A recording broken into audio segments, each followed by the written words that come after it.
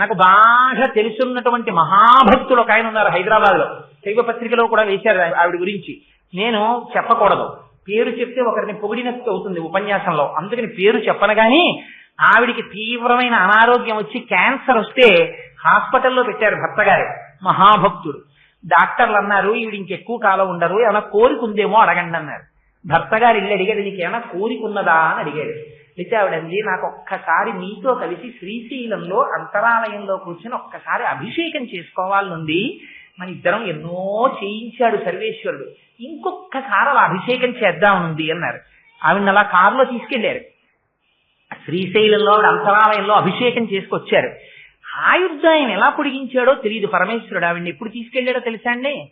మహాశివరాత్రి నాడు ఉపవాసం ఉండి మధ్యాహ్నం వరకు శివలింగానికి అభిషేకాలు చేసుకుని సాయంకాలం మహాశివరాత్రి అని వాళ్ళ ఇంట్లో కొడుకులు కోడళ్ళు అందరూ భక్తులు ఉపవాసం ఉండి సాయంకాలం అందరూ కలిసి అసుర సంధ్య వేదలో ఆరాధన అయిపోయిన తర్వాత అయ్యవారి తీర్థం నోట్లో పుచ్చుకున్న తర్వాత భర్త గారు పంచ ఇంకా చొక్కా కూడా వేసుకోలేదు, ఉత్తరీయంతో లోపలికి వెళ్ళిపోతుంటే ఆవిడ పిలిచామండి, ఏదోదో ఉంది ఒక్కసారి నా పక్కన కూర్చోండి అన్నారు. కూర్చుంది, తల తీసుకెళ్లి ఆయన ఒళ్ళో పెట్టుకుని ఆయన వంకే చూస్తూ పరమ ప్రకాశవంతంగా ఉపవాసంతో అసుర సంధ్య వేళలో మహాశివరాత్రి నాడు శరీరం విడిచిపెట్టేసి పువ్వుగా వెళ్ళిపోవడం అంటే అది కాదు, వెళ్ళిపోక తప్పదు, కానీ అలా వెళ్ళిపోగలిగినటువంటి అదృష్టాన్ని పొందింది. అందుచేత మహాపతివ్రత తత్వాన్ని చూపించడం, రెండు భర్త పక్కన ఉన్నటువంటి భర్తకి ఆయుర్దాయాన్ని ఇవ్వగలిగినటువంటిది ఆ సర్వమంగళా దేవత. అందుకే పెళ్లి చేసుకునే ముందు గౌరీ తపస్సు చేయిస్తారు పెళ్లి కూతురు చేత, ఆవిడ అనుగ్రహం ఉంటే నిలబడుతుంది మంగళసూత్రం. అందుకని ఆ గౌరీ తపస్సు చేస్తారు, అస్తమానం ఆ మంగళసూత్రాన్ని కళ్ళకద్దుకుంటారు. స్త్రీ స్వరూపంగా దేవతారాధనము చేసినప్పుడు కేశాది పాదాది పర్యంతం చేస్తారు అని అంటే అమ్మవారి యొక్క తలని ముందు దర్శనం చేసి అక్కడ నుంచి క్రిందికి వచ్చి పాదాల వరకు దర్శనం చెయ్యాలి. అది ఉపాసనా విధానం. అప్పుడు మీకు వెంటనే ఒక అనుమానం వస్తుంది, ఏమండి మీరు అలా అంటున్నారు కదా, మరి వ్యాసుడు కూడా లలితా సహస్రనామ స్తోత్రాన్ని ఇచ్చారు కదా, లలితా సహస్రనామ స్తోత్రంలో కూడా వ్యాస భగవానుడు అమ్మవారిని శిరస్సు మొదలుకొని పాదముల వరకే వర్ణించారు. కానీ మొట్టమొదట ఏది వర్ణించారు? భుజ్యద్భాను సహస్రాభ చతుర్బాహు సమన్విత. ముందు తల చెప్పారా బాహువులు చెప్పారా? బాహువులు చెప్పారు. బాహువులు చెప్పడంలో కూడా చిత్రం ఏమిటి, పోనీ బాహువులు చెప్పి ఊరుకున్నారా? రాగస్వరూప పాశాఢ్య క్రోధాకారాంకుశోజ్వల మనోరూపేక్షుకోదండ పంచతన్మాత్రశాయక నిజారుణ ప్రభాపూర మధ్య బ్రహ్మాండ మండల అని చంపకాశోక పున్నాగ సౌగంధిక లసత్కచ అన్నారు. ముందు చేతులు చెప్పి చేతులలో ఉన్న ఆయుధాలు చెప్పి ఆ తర్వాత వచ్చినటువంటి కాంతి చెప్పి అప్పుడు తల చెప్పారు. అలా ఎందుకు అసలు ఆ తల గురించి చెప్పే ముందు చేతులు చెప్పి తల చెప్పడం ఏమిటి? మరి అవతల ఉపాసనా విధానంలో మనం ఏమంటున్నాం? కేశాది పాదాది పర్యంతం చెయ్యాలంటున్నాం. మరి అలా చెయ్యవలసి వచ్చినప్పుడు ముందు తల చెప్పాలి కదా, అలా చెప్పలేదే, బాహువులు చెప్తున్నారు. శంకరులు కూడా సౌందర్యలహరిలో ధునౌతుధ్వాంతం నస్తులిత దళితేందీవరవనం అన్నారు. ఇలా మార్చి చెప్పడం వెనకాతల ఏదైనా రహస్యం ఉందా, లేకపోతే అది మామూలుగా సామాన్యంగా చెప్పేసిందేనా? వ్యాస భగవానుడంతటి మహాపురుషుడు ఏదో లేకుండా అది చెయ్యరు, కానీ ఆ విషయం ప్రస్తావన చెయ్యకుండా అలా చెప్పారు. ఎందుకు అలా చెప్పడం? మీరు ఎవరినో ఒకరిని అడిగి దానికి సంబంధించిన రహస్యాన్ని తెలుసుకోవాలని దాన్ని అలా నిక్షిప్తం చేశారు. అందులో మీరు అమ్మవారి దర్శనం జరగాలి అంటే మీరు మొట్టమొదట చెయ్యవలసింది అమ్మవారి చేతులలో ఉండేటటువంటి ఆయుధాల్ని చూడాలి. అందుకే నిన్నటి రోజున చెప్పాను, రాగస్వరూప పాశాఢ్య క్రోధాకారాంకుశోజ్వల. ముందు అసలు అమ్మవారి దర్శనం కోసం మీ మనస్సు నిలబడాలి అంటే మనస్సు లోపల ఉండేటటువంటి అపారమైన రాగద్వేషములు, క్రోధము ఈ రెండు తగ్గాలి. రాగము ద్వేషము ఈ రెండు ఒకే భావన. ఒక వస్తువుని చూసినప్పుడు మీకు అపారమైన ప్రేమ కలిగిందనుకోండి రాగం, ఆ వస్తువు పట్ల ద్వేషం కలిగిందనుకోండి, రెండు ఒకదానికొకటి వ్యతిరిక్తాలంతే, అది ద్వేషం. ద్వేషాన్ని దేంతో చెప్పారు? క్రోధాకారాంకుశోజ్వల. అది అంకుశం ఎలా పొడుస్తూ ఉంటుందో ఏనుగు యొక్క కుంభస్థలం మీద, అలా మీ క్రోధం మిమ్మల్ని పొడిచేస్తూ ఉంటుంది. అది మిమ్మల్ని ప్రశాంతంగా ఉండనివ్వదు. మనస్సుని తూట్లు పొడిచేసి మీరు ఎవరి మీద శత్రుత్వం పెట్టుకుని ఎవరి మీద క్రోధంతో ఉన్నారో ఆ వ్యక్తి మీ ఎదట ఉండడు. కానీ మీరు లోపల లోపల లోపల లోపల వాడిని తలుచుకుని ఆ క్రోధంతో రగిలిపోతుంటారు. ఆ రగిలిపోవడంలో ఏమైపోతుంది, మీ ఉపాసన భ్రష్టు పడుతుంది, మీరు మంచి విషయాలు మర్చిపోతారు, మీరు ఉద్వేగములకు లోనవుతారు, మీరు ఎక్కువ తీవ్రంగా ఊపిరి తీస్తారు. ఆ ఊపిరిలు తీయడంలో అమ్మవారికి మరాళి మందగమన మహాలావణ్య సేవదిహి అని పేరు. పరమేశ్వరుడు ఆయుర్దాయాన్ని ఊపిరిల లెక్కలో ఇస్తాడు. ఇన్ని ఊపిరిలు అని ఉంటాయి. మీరు ఎప్పుడైతే క్రోధములకు లోనయ్యారో ఆవేశంలో ఎక్కువ ఊపిర్లు తీస్తారు. చురుకు చురుగ్గా ఊపిర్లు తీయడంలో మీ జీవితాన్ని మీరే తగ్గించేసుకుంటారు. అందుకని ఆ క్రోధాన్ని మార్చాలి. ఇప్పుడు అమ్మ మార్చి ఏం చేస్తుంది, అమ్మవారి ఆయుధం వంక చూశారనుకోండి, కోపము మీది కోపము. అంటే ఏమిటి కోపం? నాకు ఈ కోపం ఉండకూడదు, నాకేముండాలి, నాకు ప్రశాంతత ఉండాలి, ఎక్కడి నుంచి వస్తుంది ఈ కోపం నాకు అని కోపము మీది కోపము, రాగద్వేషముల మీద ద్వేషము. నాకు ఎందుకు ఈ ఆశ, నాకు ఎందుకు ఈ ద్వేషం, కలిసి వస్తే సంతోషమా, కలిసి రాకపోతే ద్వేషమా, ఇదంతా మనస్సాడుతున్న నాటకం కాదు అని తెలుసుకోగానే మీరు ఎక్కడికి వెళ్ళారు, మనోరూపేక్షుకోదండ. ఈ విషయం తెలిసిందనుకోండి, ఇప్పుడు ఆ మనస్సు దేని మీద ఆధారపడింది, పంచతన్మాత్రశాయక 5 ఇంద్రియాల మీద ఆధారపడింది. ఇప్పుడు ఈ మనస్సును నిగ్రహించడానికి ఏం చేస్తారు, ఈ 5 ఇంద్రియాలని తీసుకెళ్లి అమ్మవారి పాదాల దగ్గర పెట్టేస్తారు. పెట్టేసి ఇప్పటి వరకు బయట ప్రపంచంలో ఉన్న వస్తువుల్ని చూసి సంతోషించడానికి అలవాటు పడినటువంటి కన్నులు అమ్మవారి దర్శనం చేసి సంతోషించడంలో నిమగ్నం అవుతాయి. ఇప్పటి వరకు బయట పదార్థములన్నింటినీ తిని సంతోషించినటువంటి నాలుక అమ్మవారి ప్రసాదాన్ని నోట్లో వేసుకోవడంలో సంతోషిస్తుంది. ఇప్పటి వరకు బయట ప్రపంచాలన్నింటినీ ఆఘ్రానించి సంతోషించినటువంటి మనస్సు అమ్మవారి పాదముల మీద ఉన్న ఒక పుష్పము యొక్క సౌరభాన్ని వాసన చూడడంలో సంతోషిస్తుంది. ఇలా ఇంద్రియములన్నీ అమ్మవారి వైపుకి తిరుగుతాయి. అమ్మవారి వైపుకి తిరగగానే మీకు ఏది దర్శనం అవ్వాలి, అపారమైనటువంటి కాంతి. లలితా సహస్రంలో అయితే ఎందుకని అమ్మవారు ఆవిర్భవిస్తోంది హోమగుండంలోంచి, ఆవిడ వచ్చే ముందే పెద్ద కాంతి వచ్చింది. కాంతి తర్వాత ఏది కనపడింది, చంపకాశోక పున్నాగ సౌగంధిక లసత్కచ. చంపక, అశోక, సౌగంధిక మొదలైనటువంటి పుష్పములతో అలంకారము చేయబడినటువంటి అమ్మవారి యొక్క కబరీబంధము దర్శనమవుతుంది. కబరీబంధం అంటే జుట్టు ముడి. ఇప్పుడు మీరు ఒకటి జాగ్రత్తగా ఆలోచించండి, మీకు లలితా సహస్రనామ స్తోత్రం ఇవ్వడంలో ఉన్న గొప్పతనం ఏమిటంటే మీ మనస్సు ఆ స్తోత్రమునందు నిలబడాలి. నిజంగా మీరు లలితా సహస్రనామ స్తోత్రాన్ని చదవడంలో నిష్ణాతులు అనుకోండి, మీ మనస్సు ఎక్కడో అక్కడ 1000 నామాల్లో ఒక నామం దగ్గర నిలబడడానికి అలవాటు పడింది అనుకోండి.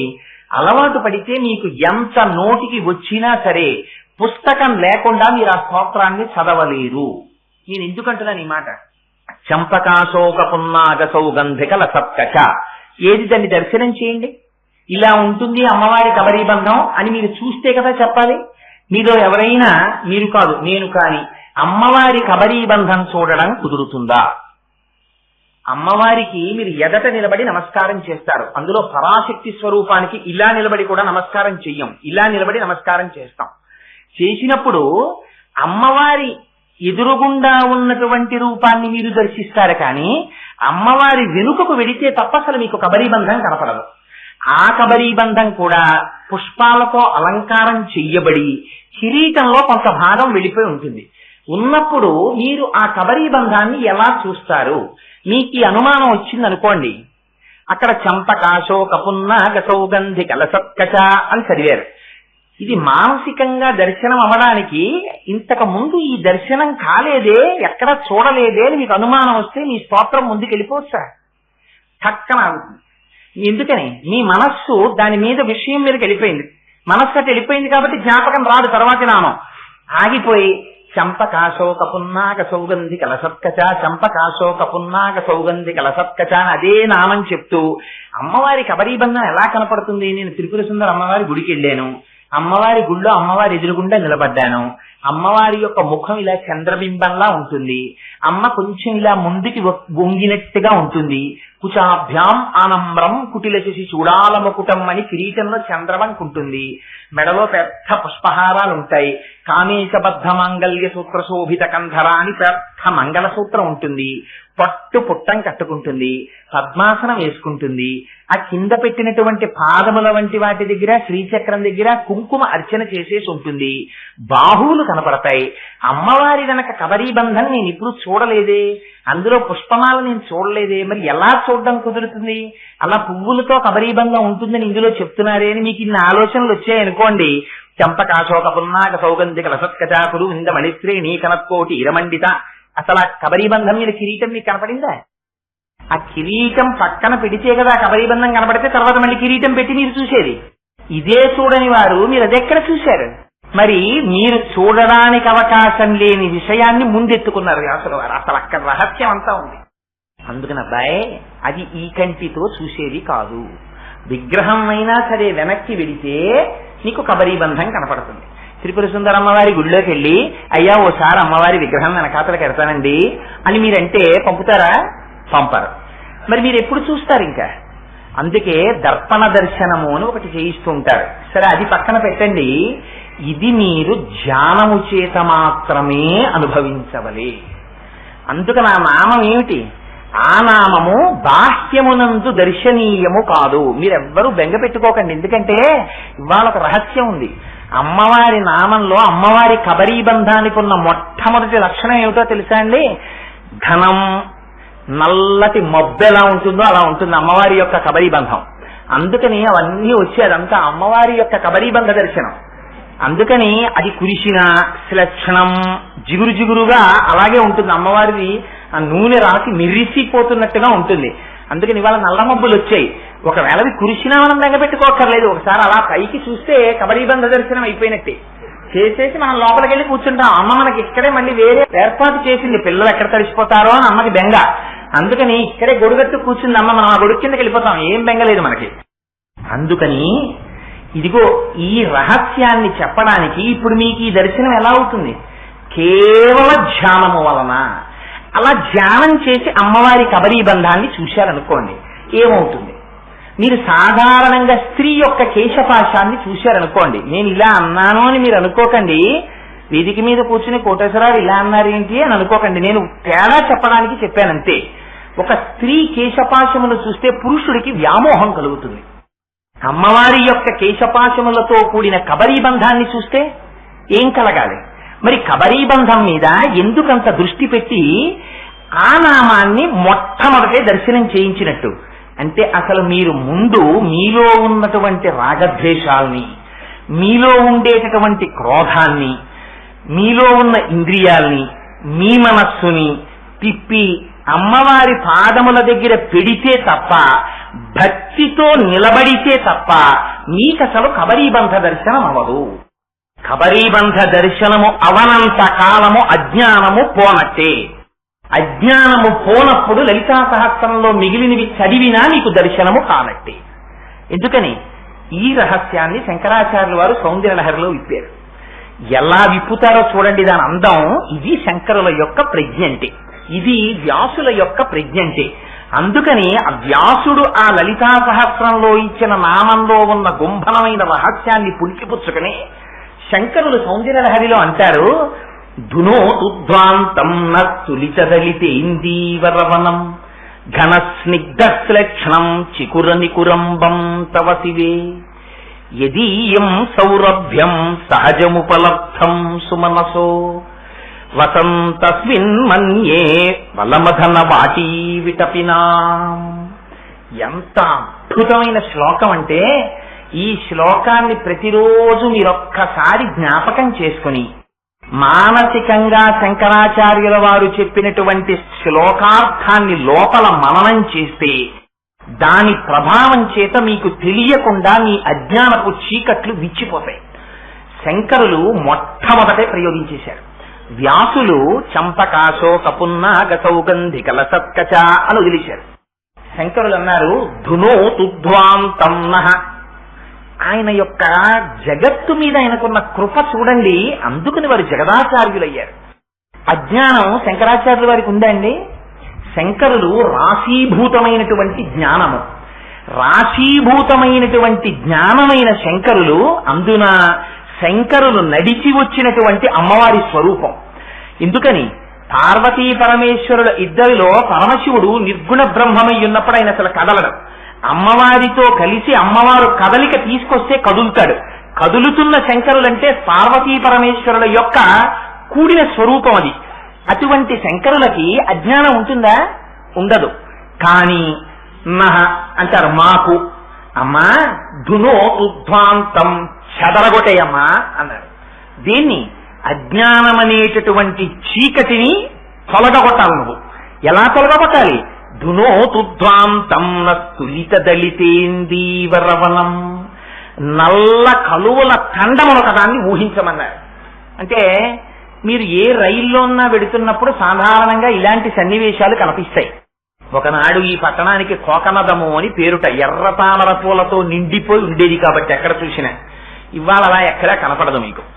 అందుకని నల్ల కలువల తండం ఒకటి ఉందనుకోండి. అంటే మీరు ఈ ఒడ్డున నిలబడితే ఒక పెద్ద చెరువును ఒకదాన్ని ఊహించండి. ఆ చెరువులో ఎప్పుడైనా మీరు సామర్లకోట నుంచి కాకినాడ వస్తుంటే కాలవ నీటిలో గుర్రపు డెక్క మొక్క అని పెరిగిపోతుంది. పెరిగిపోతే ఇంకా కాలవ కనపడదు మీకు, గుర్రపు డెక్క మొక్కే నిండిపోతుంది. తెలియని వాడు ఇవన్నీ మొక్కలే, కింద నీళ్లు లేవు అనుకుంటాడు. అలా మీరు ఇక్కడి నుంచి చూస్తే మీ కంటికి కనపడినంత దూరాన్ని ఒక పెద్ద సరోవరాన్ని ఊహించండి.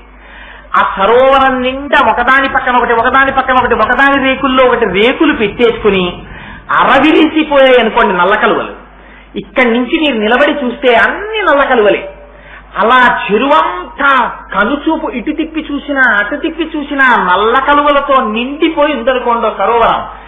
అసలు ఆ నల్లటి కలువల్ని చూసేటప్పటికీ మీ కంటికి చల్లదనం కలుగుతుంది. ఎందుకని? ఆ నల్ల కలువకున్నటువంటి శక్తి అటువంటిది. అప్పటి వరకు మీ కన్ను రాగద్వేషములకు అలవాటు పడిపోయింది. ఇలా చూడగానే ఒకసారి ప్రీతి, ఒకసారి అప్రీతి, దీనికి అలవాటు పడింది ఈ కన్ను. ఈ కన్ను అమ్మవారి యొక్క జుట్టుని చూసేటప్పటికీ ఆ జుట్టు ఎలా ఉంటుందిట? అది పెద్ద నల్ల కలువల తండంలా ఉంటుందిట. అన్ని నల్ల కలువలు విరబూసేస్తే ఎలా ఉంటుందో అలా ఉందమ్మా నీ జుట్టు. అటువంటి జుట్టుని నేను చూస్తున్నాను. అయితే జుట్టు అనేటప్పటికీ మనకు ఒక అనుమానం వస్తుంది. అమ్మవారు చాలా పెద్ద అమ్మ కదండి. అమ్మల గన్నయమ్మ, ముగురమ్మల మూలపుటమ్మ, చాలా పెద్దమ్మ, సురారులమ్మ, కడుపారడి బుచ్చినయమ్మ, తన్నులు నమ్మిన వేల్పుటమ్మల మనంబున ఉండెడియమ్మ, దుర్గమాయమ్మ, కృపాభినిచ్చుట మహత్వ కవిత్వ పటుత్వ సంపదల్లని కదా పోతన గారు అన్నారు. వ్యాస భగవానుడు లలితా సహస్రనామ స్తోత్రంలో అమ్మవారిని పూర్వజ అని పిలిచాడమ్మ, అన్నింటికన్నా ముందు పుట్టిందానివి అన్నారు. మరి అంత పెద్దది కదా అమ్మ, అంత పెద్దది కాబట్టి అమ్మ జుట్టు ఈ పాటికి తెల్లబడిపోయి ఉంటుంది కదా. అందుకని అమ్మ జుట్టు తెల్లగా ఉండాలి. కానీ మనకు వచ్చే వెంటనే అనుమానం ఎందుకని? మనం ఏది ఆలోచించినా ఇతపూర్వం మన మనస్సుకు ఉండేటటువంటి అనుభవంతోనే మనస్సు ఆలోచిస్తుంది. అందుకని వెంటనే అంటుంది నమ్మితి నామనంబుల సనాతనులైన ఉమామహేశ్వరులన్ అని కదా రుక్మిణీదేవి అంది. అంత సనాతనులైన ఉమామహేశ్వరులకి అమ్మవారి జుట్టు ఇప్పుడు నల్లగా ఉంటుందా? తెల్లగా అయిపోతుంది, పండు ముత్తైదులాగా. మరి అదేమిటండి శంకరాచార్యుల వారు నల్ల కలువల తండల్లా అంత నల్లటి జుట్టు ఉందంటారు. అలా ఎలా ఉంటుంది అమ్మవారికి? మీ మనస్సు వెంటనే ప్రశ్న వేయాలి. ఈ ప్రశ్న వేసిందనుకోండి మీ మనస్సు అందులో నిలబడుతోందని గుర్తు. ఆ నిలబెట్టడానికి శంకరులు ఎంత ప్రయత్నం చేస్తున్నారో చూడండి. ధునోతుధ్వాంతం తులిత దళితేందీవరవనం. అమ్మా నల్ల కలువల తండం లాంటి జుట్టు. ఈయన నల్లగా ఉండడం ఏమిటండి మరి అంటే? అమ్మవారు సాక్షాత్తుగా పరాశక్తి స్వరూపం ఆ తల్లి. ఆ తల్లి మనలా కాలగతికి లొంగిపోయేటటువంటి స్వభావం ఉన్నది కాదు ఆవిడ. అందుకే ఆవిడ ఆ ఇద్దరిని సూర్యచంద్రులిద్దరిని తపనోడుపమండల వాళ్ళిద్దరిని చెవులకి ఆభరణముల కింద ధరిస్తుంది. సూర్యచంద్రులిద్దరూ అమ్మవారి చెవులకి ఆభరణములైతే మనందరం దేని వల్ల పడిపోతున్నాం? సూర్యుడు ఉదయించి సూర్యుడు అస్తమిస్తుంటే సమయం అయిపోతూ ఉంటుంది, రోజులు. మనం సంతోషపడిపోతుంటాం, అబ్బా సూర్యుడు ఉదయించాడు, సూర్యుడు అస్తమించాడని. కానీ సూర్యోదయ సూర్యాస్తమయాల్లో మన ఆయుర్దాయాన్ని తినేస్తాడు పరమాత్మ. తినేస్తే మన శరీరములు పడిపోతాయి. కానీ అమ్మవారు ఆ సూర్యచంద్రులిద్దరూ అమ్మవారికి ఆభరణములుగా ఉన్నారు. అందున ఈ శ్లోకం చెప్పుకునేటప్పుడు వర్షం పడడం సాక్షాత్తుగా అమ్మవారు మన తల మీద అక్షతలు కురిపించినట్టు. అందుకని సంతోషంగా బయలుదేరండి చక్కగా అందులో. ఓం మాణిక్య వీణాం ఉపలాలయంతీం మదాలసాం మంజుల వాగ్విలాసాం మహేంద్ర నీలద్యుతి కోమలాంగీం మాతంగ కన్యాం మనసా స్మరామి. అందుచేత శంకరులు అన్నారు, ధునోతుధ్వాంతం నస్తులిత దళితేందీవరవనం. నల్ల కలువల తండంలా ఉన్నటువంటి అమ్మవారి యొక్క జుత్తుని చూస్తే, మరి అమ్మ పూర్వజా కదా, అన్ని లోకముల కన్నా ముందు జన్మించినటువంటి, ముందు ఆవిర్భవించినటువంటి తల్లి యొక్క జుత్తు తెల్లగా ఉండాలి కదా, మరి అమ్మ జుత్తు నల్లగా ఉండడం ఏమిటి అని మనకు అనుమానం వస్తుందేమోనని. అలా అనుమానం వచ్చింది అంటే దాని నివృత్తి కోసం మీ మనస్సు కొంతసేపు అక్కడ నిలబడాలి. ఈ శ్లోకం కేవలం ధ్యానం చేత మాత్రమే మీరు అనుభవించాలి తప్ప దీన్ని వివరించడం అసలు చాలా కష్టం. ఎందుచేత అంటే మీరు ఎంత ధ్యానం చేస్తే అంత అజ్ఞానాన్ని తీసేస్తుంది అమ్మవారు. అందుకని ఎక్కువ ధ్యానం చేయించడం కోసమని ఆ నామం అలా వచ్చింది. అలా అంటే శంకరులు అన్నారు వెంటనే, అమ్మ పూర్వజ కావచ్చు, కానీ ఒక్క విషయం గుర్తుపెట్టుకోండి, ఆవిడ కన్యాకుమారి కూడా.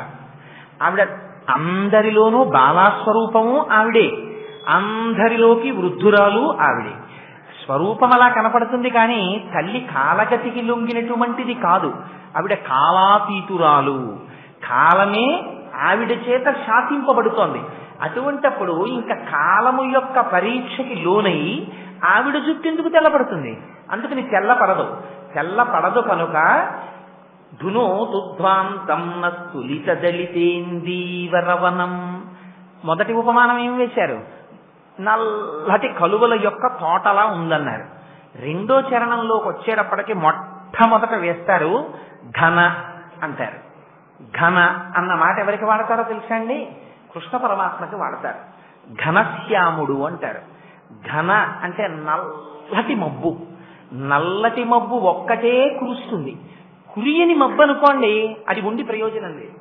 తెల్ల మబ్బు వస్తుంది, ఉపయోగం ఏముంది? లోకానికి ఉపయోగం ఏమి ఉండదు. తెల్ల మబ్బు వస్తుంది, వెళ్ళిపోతుంది, కురవదు. నల్ల మబ్బు ఆశలు రేపుతుంది. నల్ల మబ్బుని చూడగానే ఒక్కడికి దాహార్తి కలిగింది అనుకోండి, దాహం తీర్చుకుంటారు నీళ్లు తాగి. కానీ సమస్త జీవకోటి బతకాలనుకోండి, దేనివల్ల బతకాలి? ఒక్క మేఘం వల్ల మాత్రమే బతుకుతాడు. మేఘం వచ్చి కురిసిందా అందరి దాహార్తి తీరుతుంది, పంటలు పండుతాయి. సంధ్యావందనం చేసుకోవాలన్నా నీళ్లుండాలి. ఆ నీరు లేని రోజున ధర్మము కూడా లుప్తమైపోతుంది. అందుకని అన్నింటికీ అవసరమైనటువంటి నీటిని కురిపించగలిగినటువంటి నల్లని మేఘం ఎలా ఉంటుందో అలా ఉంటుంది అమ్మవారి యొక్క జుత్తు. అఘన అన్న శబ్దం వాడడంలో ఉన్న గొప్ప రహస్యం ఏమిటి? మేఘాన్ని మీరెవ్వరూ పిలవరు. ఏమండి, చాలా అవసరం మీకుందనుకోండి, మీ ఇంట్లో అటువంటి ఇష్టి జరిగితే తప్ప శుభం కలగదు అన్నారు పెద్దలు. ఎవరో ఏమన్నా ఇష్టి ఎవరు చేయిస్తారండి అన్నారు. ఎక్కడో విశాఖపట్నంలో ఫలానా వారు ఉన్నారండి, వారు మంచి సిద్ధహస్తులు, వారు చేయిస్తారా ఇష్టి అన్నారు. అంటే మీరు ఏం చేస్తారు? సొమ్ముకి వెరవకుండా విశాఖపట్నం వెళ్ళి వారి పాదాలు పట్టుకుని, అయ్యా మీకు తప్పదు, మీరు మా ఇంటికి వచ్చి తప్పకుండా ఆ ఇష్టి చెయ్యాలి అని వారిని తీసుకొస్తారు. మీకు అలాగే లోకమునకు అంతటికీ కూడా తాపం పెరిగిపోయింది. తాపం ఎందుకు పెరుగుతుంది? శంకరాచార్యులు వారు శివానంద లహరిలో చెప్తారు ఈ రహస్యాన్ని. గలంతీ శంభో త్వచ్చరిత సరిత కీల్బిషరజో దళంతీ ధికుల్యాః సరశుపతంతీ విజయతాం దిశంతీ సంసార భ్రమణ పరితాపోపశమనం వసంతీ మచ్చేతో హృదభువి శివానందలహరి అంటారు. బయట వాన లేకపోతే తాపం ఎలా వస్తుందో భగవంతుని యొక్క అనుగ్రహం కలగనంత కాలం లోపల కూడా సంసార తాపం అలా ఉంటుంది.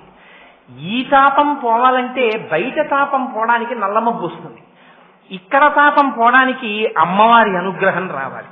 ఈ అమ్మవారి అనుగ్రహం మీరు పిలిస్తే వచ్చేది కాదు, అమ్మ తనంత తాను కురిపిస్తుంది.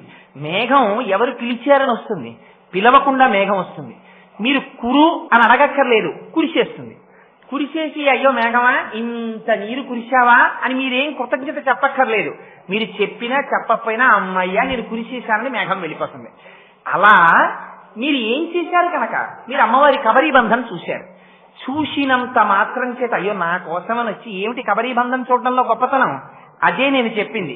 కబరీ బంధం మీరు ఈ కంటితో అమ్మవారి వెనక్కి వెళ్ళి ఎప్పుడూ చూడరు. మీరు అమ్మవారి మూర్తిని ఇలా చూశారనుకోండి, ఎక్కడైనా ముద్ర వేసిన దాన్ని ఫోటోలు అంటే నాకు ఇష్టం ఉండదు, అమ్మవారే నా దృష్టిలో. అందుకని నేను ఫోటో అన్న మాట వాడడానికి అంత ఇష్టపడ్డాం. చూస్తే మీకు ముందు భాగం కనపడుతుంది, వెనక్కి తిరిగిన భాగం మీకు ఎలా కనపడుతుంది? మీకు కనపడదు. అంత కోరిక ఉంటే చూడాలని ఒక్క చోట చూడడానికి కుదురుతుంది. మీరు ఎప్పుడైనా ర్యాలీ వెళితే అక్కడ ముందు జగన్మోహనుడిగా ఉన్న స్వామికి వెనక్కాతలకి మీరు వెళితే జగన్మోహినిగా ఉంటుంది. అక్కడ మీరు కబరీ బంధాన్ని చూడొచ్చు. ఆ కబరీ బంధాన్ని మీరు ఎప్పుడైనా చూసి మనసులో బాగా ధ్యానం చెయ్యాలి. ఇక్కడ జ్ఞాపకం ఉండాలి. నల్లటి కబరీ బంధాన్ని చూస్తే నల్లటి మబ్బును చూసేసినట్టే. నల్లటి మబ్బు వచ్చిందనుకోండి, ఇంకా మీరు అమ్మో ఈ మబ్బు వచ్చింది, కురుస్తుందో వెళ్ళిపోతుందో బెంగెట్టుకోక్కర్లేదు. ఏమండి, నల్లటి మబ్బు ఉన్న వెలుతుర్ని తీసేసి చీకటి చేసేస్తుంది. చీకటి చేసేసిన మబ్బు తాపాంగలా పోగొడుతుంది. మీరు అనుభవిస్తేనే తెలియాలంతే. ఇది అనుభవైక వైద్యం. మీరు మాటలతో చెప్పగలరా? ఇవాళ అమ్మవారి వీడి శ్లోకం ఎలా చెప్తాడు? కష్టం కదా, శంకరులు ఇచ్చారు కానీ నేను చూపిస్తాను ఏమిటో అంది. అందుకని ఘన అన్న మాటకి నిర్వచనం ఏమిటో మబ్బు రూపంలో వచ్చి చెప్పేసింది ఆవిడ. ఇంకా నేనేం చెప్పను. అసలు ఘన చెప్పకముందే ఆవిడ ఘన అంటే ఏమిటో చెప్పేసింది బయట, మీరు అనుభవించేశారు. అందుకని అమ్మవారు అనుభవింప చేసేసింది. ఇది అమ్మవారి కరుణంటే. అందుకని చూడండి, ఇన్ని శ్లోకాలు చెప్పాం, ఇన్నాళ్ళ నుంచి చెప్తున్నాం. వచ్చిందా నల్ల మబ్బు? ఇప్పుడే కురవాలా? 1 గంటకి రాకూడదా? 3ంటికి రాకూడదా? తెల్లారకట్టు రాకూడదా మబ్బు? ఉపన్యాసానికి కూర్చుని ప్రార్థనా శ్లోకాలు చెప్పి 2వ పాదంలోకి ఘన అందాం అనుకునే వాటికి కురిసిందంతే. ఆ కురవకపోతే నేను చెప్పిన తర్వాత కురిసిందనుకోండి, నువ్వు చెప్పాక నేను కురవడం ఏమిటి? నేను కురియడం నా లక్షణం. నేను అజ్ఞానం తీసేస్తాను. పైకి నల్ల మబ్బు వస్తే చీకటైనట్టు ఉంటుంది, కానీ నల్ల మబ్బు తాపాన్ని పోగొట్టేసినట్టు నా నల్లటి కబరీ బంధాన్ని చూస్తే నీలో ఉన్న నల్లటి అజ్ఞానాన్ని తీసేస్తాను. తీసేస్తే నీ తాపం పోతుంది, సంసార తాపం. ఇప్పటి వరకు ఉన్న తాపం వర్షం కురిసేసేటప్పటికి అమ్మయ్యా వాతావరణం చల్లబడిందంటాడు.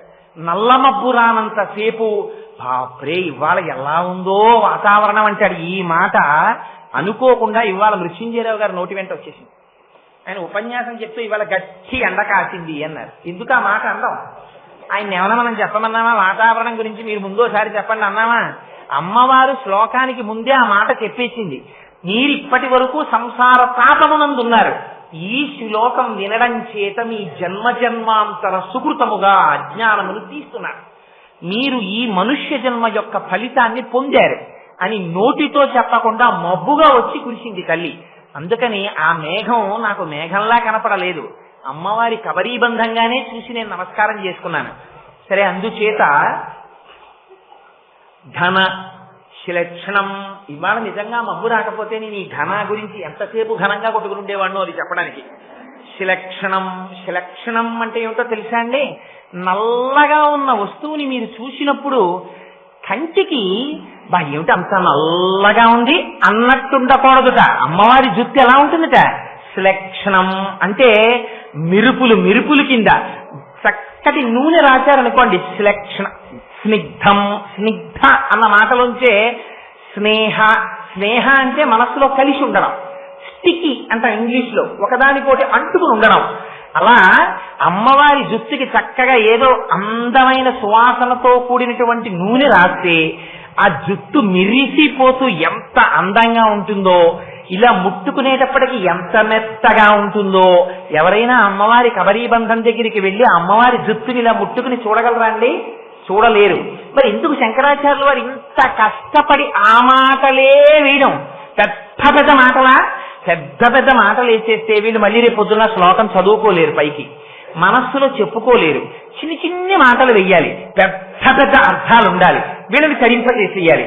ఎంత తాపత్రయమో చూడండి ఆయనకి. అందుకని ఘన స్నిగ్ధ అంటే మిరిసిపోతూ మెత్తగా, ఇలా ముట్టుకుంటే పువ్వు ఎలా ఉంటుందో అంతకన్నా సౌకుమార్యంగా. శ్లక్షణం పోనీ అంత జుత్తు ఉందని ఆ జుత్తు స్త్రీ జుత్తు విరబోసుకుని ఎప్పుడూ కనపడకూడదు. స్త్రీ జుత్తు విరబోసుకుని ఇంట్లో కనపడిందా ఎక్కువసేపు, అది ఇంటికి ప్రమాదకారి. స్త్రీ జుత్తు ఒకవేళ ఏ కారణం చేతనైనా విరబోసుకుని ఇంట్లో తిరగవలసి వస్తే జుత్తు చివర ముడి వేసేసుకోవాలి. అది పూర్వం పెద్దలు అంగీకరించేవారు కాదు. అందుకే ఇంట్లో ఎవరైనా ఆడవాళ్ళు తలకి స్నానం చేసి జుత్తు చివర ముడి లేకుండా తిరుగుతుంటే వారి మనస్సులోకి అత్యంత ప్రమాదకరమైనటువంటి భూతములు ప్రవేశించి వారి వల్ల కొన్ని వేల మందిని నాశనం చేస్తాయి. ఇవాళ చాలా మందికి జుత్తు చివర ముడులు లేనటువంటి జుత్తులే సమాజానికి ప్రమాదములకు కారణం. నేను ఉన్నమాట ఉన్నట్టు చెప్పనప్పుడు నేను ఇక్కడ కూర్చోవడానికి విరిచిన నాడు నేను చెప్పడం అనవసరం, కూర్చోవడం మానేయడం మంచిది. అందుకని ఉన్నమాట ఉన్నట్టు చెప్పాను తప్ప నేను ఎవరిని విమర్శించాలన్నది నా భావన కాదు. అందుకని శంకరులు అంటారు శిలక్షణం. శిలక్షణం అంటే ముడులు లేని జుత్తు, జుత్తు చిక్కులు పడి ఉండకూడదు. స్త్రీ జుత్తు పెంచి ఆ జుత్తంతా ఎప్పుడు చిక్కులు చిక్కులతో ఉందనుకోండి, అది సరి అయినటువంటి దర్శనం కాదు. అలా ఉండకూడదు. జుత్తు చిక్కు ముడులు లేనిదై ఉండాలి. చిక్కు ముడి వేస్తుంది జుత్తుని. ఎంత అందంగా మాట్లాడేశారో చూడండి. శిలక్షణం అంటే చిక్కు ముడులు లేవు. అంటే కబరీబంధమునందు శ్రద్ధ కలిగినటువంటి కబరీబంధం. ఎందుకని ఆ కబరీబంధం ఎంత కాలం సోయగంగా ఉండి ఆ కబరీబంధమునకు పుష్పములు అలంకారము చేయబడ్డాయో అంతకాలము ఆ ఇంటిలో ఉన్న స్త్రీ సువాసిని అని గుర్తు. ఆవిడ సువాసినిగా ఉన్నంత కాలం ఆవిడ భర్త బతికున్నాడని గుర్తు. భర్త బతికుండడమే ఇంటికి ఐశ్వర్యం. అందుకని అది చెప్పడానికి శిలక్షణం. పరమశివుని యొక్క ఆయుర్దాయం అంతా దేనివల్ల? అమ్మవారి యొక్క సర్వమంగళా స్వరూపం వల్ల వస్తోంది. ఇదిగో ఇది చెప్తున్నారు శంకరాచార్యులు శిలక్షణం. అందుకని చిక్కులు లేనటువంటి జుత్తు కలిగినటువంటి తల్లి. ఇదిగో రేపు మనం ఇలాంటి అమ్మవారిని ఇవాళ ఏ భావనతో ధ్యానం చేస్తున్నామో ఇదిగో అటువంటి సువాసిని కనుక ఆవిడ సువాసిన్యర్చన ప్రీత. ఎవరికి సువాసినీత్వం ఉన్నదో ఆ సువాసినీత్వము అమ్మవారి అనుగ్రహం ఉన్నంతసేపు ఉన్నదని గుర్తు. అందుకని రేపటి రోజున నామములు చెప్పే వాళ్ళందరూ సువాసినులు మాత్రమే చెప్తారు. మగవాళ్లు చెప్దామనుకున్న వాళ్ళు చొక్కాలు తీసిన వాళ్ళు చెప్తారు.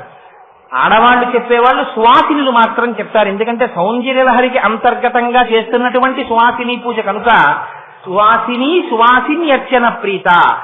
కాని వారు చూస్తూ కూర్చోండి. అమ్మవారి చైతన్య కుసుమారాధ్య నేను ఇస్తాను అని మీకు నమ్మకం కలిగించడానికి వాళ్ళ ఆవిడ మొబ్బై కురిచేస్తోంది బయట. నన్ను నమ్మండి, నేను ఇలా కురుస్తాను మీకు అన్ని. అమ్మ అభయం ఇస్తోంది. అందుకని గుణోదుధ్వాంతం తులితదళితేందీవరవనం ఘన స్నిగ్ధం శ్లక్షణం చికురనికురంబం తవ శివే. అమ్మా నీ జుత్తుందే, ఆ కబరీ బంధం ఉందే, ఆ ముడి, ఆ ముడిని దర్శనం చేస్తుంటే అమ్మా మా మనస్సు పొంగిపోతోందమ్మా. లోపల ఉన్న అజ్ఞాన తిమిరములు ఎగిరిపోతున్నాయి. ఆ చీకటి, నల్లటి జుత్తు చూస్తే చీకటి ఎలా పోతుందండి? అదే నేను ఇందాక చెప్పింది. మబ్బు వస్తే చీకటి పెరగాలి కానీ తాపం ఎలా తగ్గిందండి? అనుభవైక వైద్యంగా చూశాం.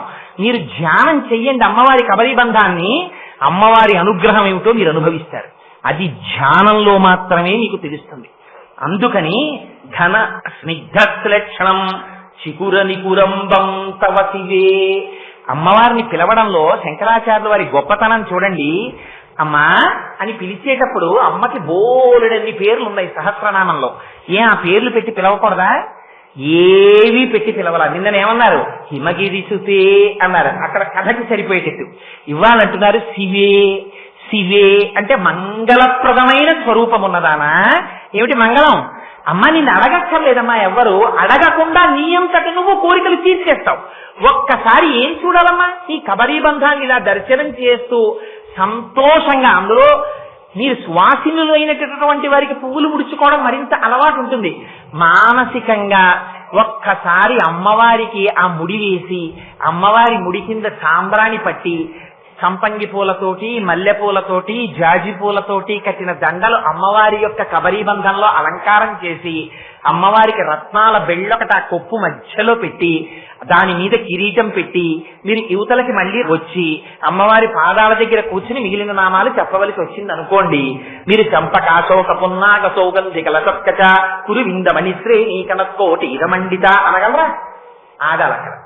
ఆగి ఏం చెయ్యాలి? ఒక్కసారి అమ్మ కబరీబంధం చూడాలప్ప, ఎంత జుట్టో అని ఆ జుట్టు చేతుల్లోకి తీసుకుని మురిసిపోయి కళ్ళకద్దుకుని అది ముడేసి ఇంత ముడైన తర్వాత అమ్మ నవ్వుతూ కూర్చుంటే, అమ్మా ఎంత ముడెమ్మా అని పక్క బంగారు పళ్ళెంలోంచి పువ్వుల దండలు తీసి అమ్మవారి కబరీబంధానికి అలంకారం చేసి పొంగిపోయి ఆ జుట్టుకి తడి లేకుండా కింద ఒక్కసారి సాంబ్రాణి పట్టి ఇక్కడ అసలు గమ్మత్తు వస్తోంది చూసారా. ధ్యానంలో రకరకాలు రావడానికి కారణం శంకరులు వెంటనే ఒక మళ్ళీ మాట అన్నారు. ఏమిటా మాట?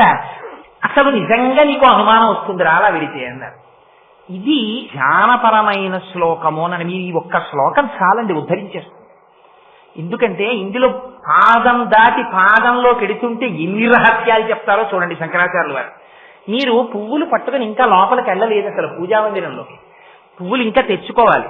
అమ్మవారి కొప్పు ముడి వేసి చూస్తున్నారు.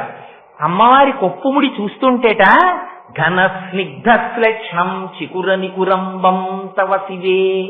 శివే, ఓ పరమశివుని ఇల్లారా, అమ్మా మంగళప్రదమైన స్వరూపమున్నదానా, అవ్యాజ కరుణామూర్తి, యదీయం సౌరభ్యం సహజముపలబ్ధం. అమ్మా నీ కబరీబంధంలోంచి సువాసన వస్తోందమ్మా అన్నారు. ఎప్పుడు రావాలి సువాసన? ఎక్కడి నుంచి వస్తుంది? పువ్వులు పట్టుకొస్తేనే సువాసన వస్తుంది, లేకపోతే అగరత్తు వెలిగిస్తే వస్తుంది. అసలు ముందు పుష్పాలతో మీరు పూజ చేయకుండా ధూపం వేస్తారా? పుష్పాలతో పూజ చేశాక ధూపం వేస్తారు. పుష్పాలు తీసుకొచ్చి ఇంకా మీరు అలంకారం చేశారా కొప్పులో? చెయ్యలేదు. మీరు మానసికంగా వెళ్ళినా అంతే దాని అర్థం. ఆ కొప్పులోంచి సువాసన వచ్చేస్తోంది. ఇదేమిటమ్మా? సహజముపలబ్ధం. పైగా అమ్మ చిత్రం ఏమిటో తెలుసా? ఇంతకు ముందు నువ్వు పువ్వులు పెట్టుకుని పెట్టుకుని పెట్టుకుని పెట్టుకుని రకరకాల పువ్వులన్నీ పెట్టుకోవడం వల్ల ఆ కొప్పుకి సువాసన వస్తోంది అనుకుందామంటే, అమ్మా ఇది పువ్వులు పెట్టుకోవడం వల్ల వస్తున్న సువాసన కాదు, ఆ జుట్టుకి సహజంగా సువాసన ఉంది. అది విచిత్రం. ఇది నచ్చీరుడు నమ్మలేదు. పరమశివుడు రాసిచ్చాడు శ్లోకం, పార్వతీదేవి యొక్క కేశపాశమునకు సహజ సుగంధం ఉన్నది అని. అదేమిటయా జుట్టుకి సువాసన ఎక్కడ ఉంటుంది? నేను నమ్మనన్నాడు. నువ్వు వెళ్ళి చెప్పరా ఈ మాట అన్నారు పరమశివుడు రాజ్యసభలో. నేను చెప్పను, నేను నమ్మను, ఎలా ఉంటుంది సువాసన అన్నాడు. నీకు అనారోగ్యం వస్తుందన్నారు. ఆయనకి అనారోగ్యం వచ్చి శుష్కించిపోయాడు. అప్పుడు మళ్ళీ పెద్ద గ్రంథం ఒకటి రాశాడు.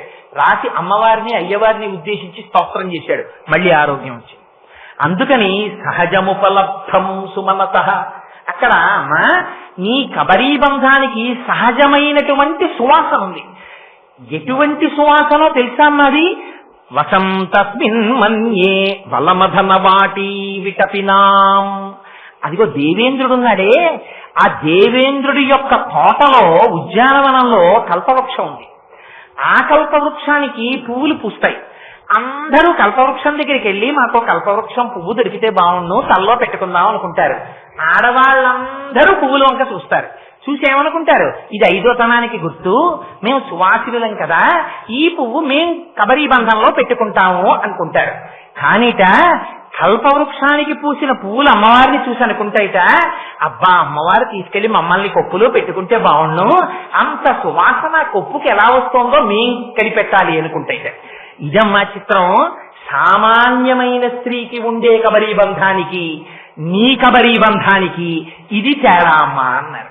ఎంత విచిత్రం! కల్పవృక్షానికి పూసినటువంటి పువ్వులు అమ్మవారి కొప్పులోకి వెళ్లి కూర్చుని అమ్మవారి కొప్పు నుంచి వచ్చేటటువంటి సువాసనలు పీల్చాలనుకుంటాయిట. ఇందులో రహస్యం ఏమిటో తెలుసా అండి? శాస్త్రోక్తంగా అమ్మవారి యొక్క ప్రాణప్రతిష్ఠ చేసి పూజ చేయబడినది అని గుర్తు ఏమిటో తెలుసా? అపారమైనటువంటి సుగంధం వస్తుంది. ఎక్కడా లేనటువంటి చిత్ర విచిత్రమైన పుష్పజాతుల నుంచి వచ్చేటటువంటి సువాసన ఏది ఉన్నదో, మరునాడు మీరు నిర్మాల్యం తీయడం కోసం పూజామందిరం తలుపులు తీసి లోపలికెడితే అరవిరిసినటువంటి చంపక, శోక, పున్నాగ, సౌగంధికములను పూజ చేస్తే ఎటువంటి సువాసనలు వస్తాయో అటువంటి సువాసనలు పూజామందిరంలోంచి వస్తాయి. అవి ఎక్కడి నుంచి వస్తాయి? అమ్మవారి యొక్క కబరీబంధంలోంచి వస్తాయి. ఎవరైనా ఈ శ్లోకం వింటున్నప్పుడు వాళ్ళ మనస్సు నిలబడింది అనుకోండి, అమ్మవారి కబరీబంధాన్ని మానసికంగా ఒక్కసారి దర్శనం చేశారనుకోండి, ఆ పువ్వులు కనపడినా, కబరీబంధం కనపడినా, ఆ జుత్తు కనపడినా, వాటి మెత్తతనం కనపడినా, వాటికి ఉన్న సువాసన మనస్సులో ఆఘ్రానించినా, దేవేంద్రుడి కల్పవృక్షానికి పూసిన పువ్వులు కూడా అందులో చేరడానికి చేసేటటువంటి ప్రయత్నాన్ని మనస్సులో ఊహించి, మా ఇంత గొప్ప కబరీబంధమా అని మనస్సులో అనుకున్నా తక్షణ ఫలితం ఏమిటో తెలుసా అండి? వచ్చిన మబ్బు కురిసేసినట్టు ధునో తుధ్వాంతం, అజ్ఞానం తీసేస్తుందంటే అమ్మ వారి మనస్సు భక్తి వైపుకి తిరిగిపోతుంది. ఇదిగో అలా చెయ్యగలిగిన అపారమైన శక్తి అమ్మవారి కబరీబంధానికి ఉంది. ఈ కబరీబంధం మనం మూర్తికి ముందు నిలబడి చూడలేం కనుక, దర్శనం చేసిన వారు కనుక శంకర భగవత్పాదులు, నేను దర్శనం చేసి దాచుకుంటే అది ఈ జాతికి ఎలా అందుతుంది? శ్లోకం రాశారనుకోండి, మీరు ఆ శ్లోకం ఎన్ని మాటలు చెప్పండి, ఇది శంకరులు దర్శనం చేసిన స్థితి అని వస్తుంది ఆ శ్లోకానికి అర్థం. అలా అంటే వీళ్ళకి ఎలా పోతుంది అజ్ఞానం? అజ్ఞానం పోవాలని కోరుకున్నవాడు ఏమండి మబ్బొచ్చి మా ఇంటి పెరట్లో నూతులోనే కురిస్తే బాగుండి అనకూడదు. అంతకన్నా దారుణం ఇంకొకటి లేదు. మబ్బొచ్చి కురిస్తే ఎలా కురవాలి? మా ఊరంతా కురవాలి, మా దేశమంతా మబ్బులు కురవాలనాలి. అంతేకాని మబ్బు మా ఇంటి పెరట్లో నూతిలోనే కురవాలనం కదా. అందుకని అమ్మవారి కబరీబంధ దర్శనం అయిన నాడు ఏం కోరుకోవాలి? తను తన మాటలతో చెప్పడం చేత మానసిక దర్శనం చేసినటువంటి సమస్త లోకములకు అజ్ఞానము పోవాలని తాను కోరుకోవాలి. మబ్బు తన ఇంట్లో కురవకూడదు, అంతటా కురవాలని కోరినట్టు ధునో తుధ్వాంతం, అంతటా అజ్ఞానం పోవాలనాలి. అందుకని శంకరులు చూడండి, ధునో తుధ్వాంతం మా అందరికీ. శంకరులు ఒక్కరు పెట్టుకోలేరా పేరు? పెట్టుకోరు. ఇది జగదాచార్యుల యొక్క కృప. మీరు ఎన్ని మాటలు శిరస్సు ఉంచి శంకరాచార్యులు వారికి నమస్కరిస్తే మీరు వారి రుణం తీర్చుకోగలుగుతారు. ఇది శంకరుల యొక్క అపారమైన ప్రజ్ఞాస్వరూపం ఈ శ్లోకం. అందుకని అంత గొప్ప శ్లోకాన్ని మనకి శంకరులు అందించారు సౌందర్యలహరిలో. సరే, ఇంకొకసారి ఆ శ్లోకాన్ని అంటాను. ఇవాళ నాకు భారం అంతా ఎక్కడ తగ్గిపోయిందంటే, 1కి 10 మాటలు నేను అమ్మవారికి కృతజ్ఞతలు చెప్పుకుంటున్నాను. ఆ మబ్బు వచ్చి కురియడంలో తగ్గిపోయింది నాకు. నేను ఇంత వివరణ చెయ్యక్కర్లేకుండా అయిపోయింది. అందుకని ధునో తుధ్వాంతం స్థులిత దళితేందీవరవనం ఘన స్నిగ్ధశ్లక్షణం చికుర నికురంబం తవ శివే యదీయం సౌరభ్యం సహజముపలబ్ధం సుమనసో వసం తస్మిన్ మన్యే బలమధన వాటి విటపినాం. కాస్త తప్పులు లేకుండా ఉచ్చారణ చెయ్యగలిగినటువంటి ప్రతివారు, ప్రత్యేకించి సువాసినులు, ఈ శ్లోకాన్ని నేర్చుకుని ప్రతిరోజు ఒక్కసారి చదువుకోవడం నేర్చుకోండి. నేర్చుకున్నారా? అమ్మవారి కబరీబంధాన్ని, ఆ పువ్వుల్ని చూశారా? జన్మ జన్మలకు యోగ్యుడైనటువంటి భర్త లభించి తరగని ఐదోతనంతో భర్త చేతులలో వెళ్ళిపోయేటటువంటి అదృష్టాన్ని పొందుతారు. అందుచేత అంత పరమోత్కృష్టమైన శ్లోకం. సరే, శంకరులు ఈ శ్లోకంలో చేసినటువంటి గొప్ప ప్రయోగాన్ని విన్నారు.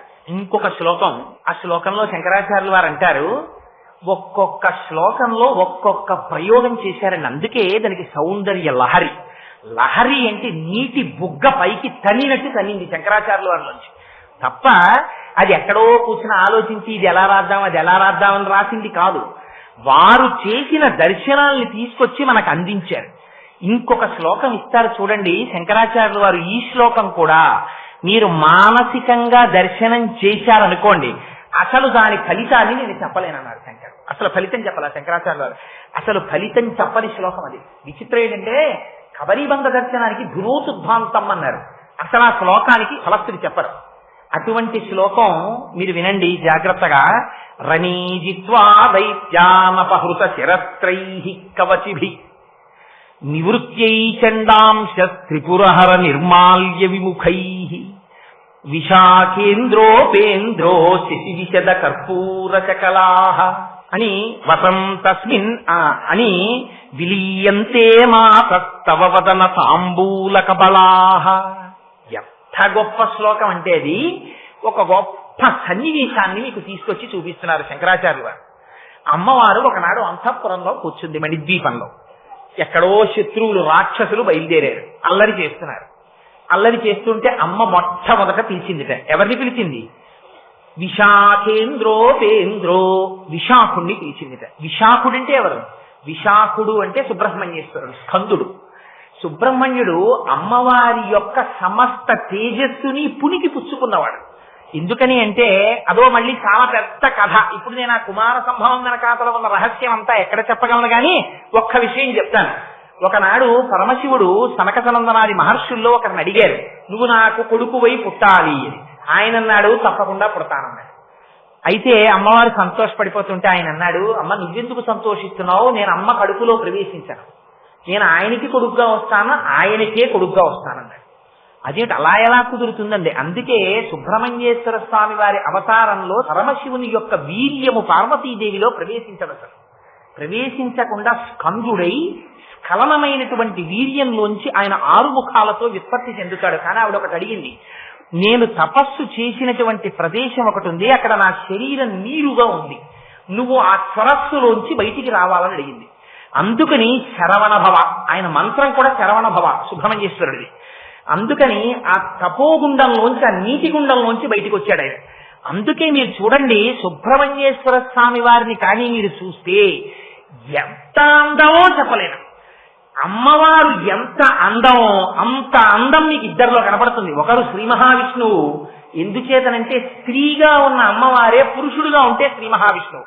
అందుకే విష్ణుమూర్తి కూడా పరమశివుడిలో దేహార్థ భాగాన్ని పొందుతారు. అందుకని అయ్యవారంత అందంగా ఉంటారు విష్ణువు. మళ్ళీ సుబ్రహ్మణ్యుడు అందగాడు. ఆయన ఇలా శక్తి పట్టుకుని ఒక్కొక్క చోట అయితే కేవలం గోచి పెట్టుకుని నిలబడ్డాడు మహానుభావుడు. అయినా సరే ఇలా నిలబడితే ఎంత అందమో, ఆ బుగ్గలు చూస్తే ఆ ఎర్రటి బుగ్గలు.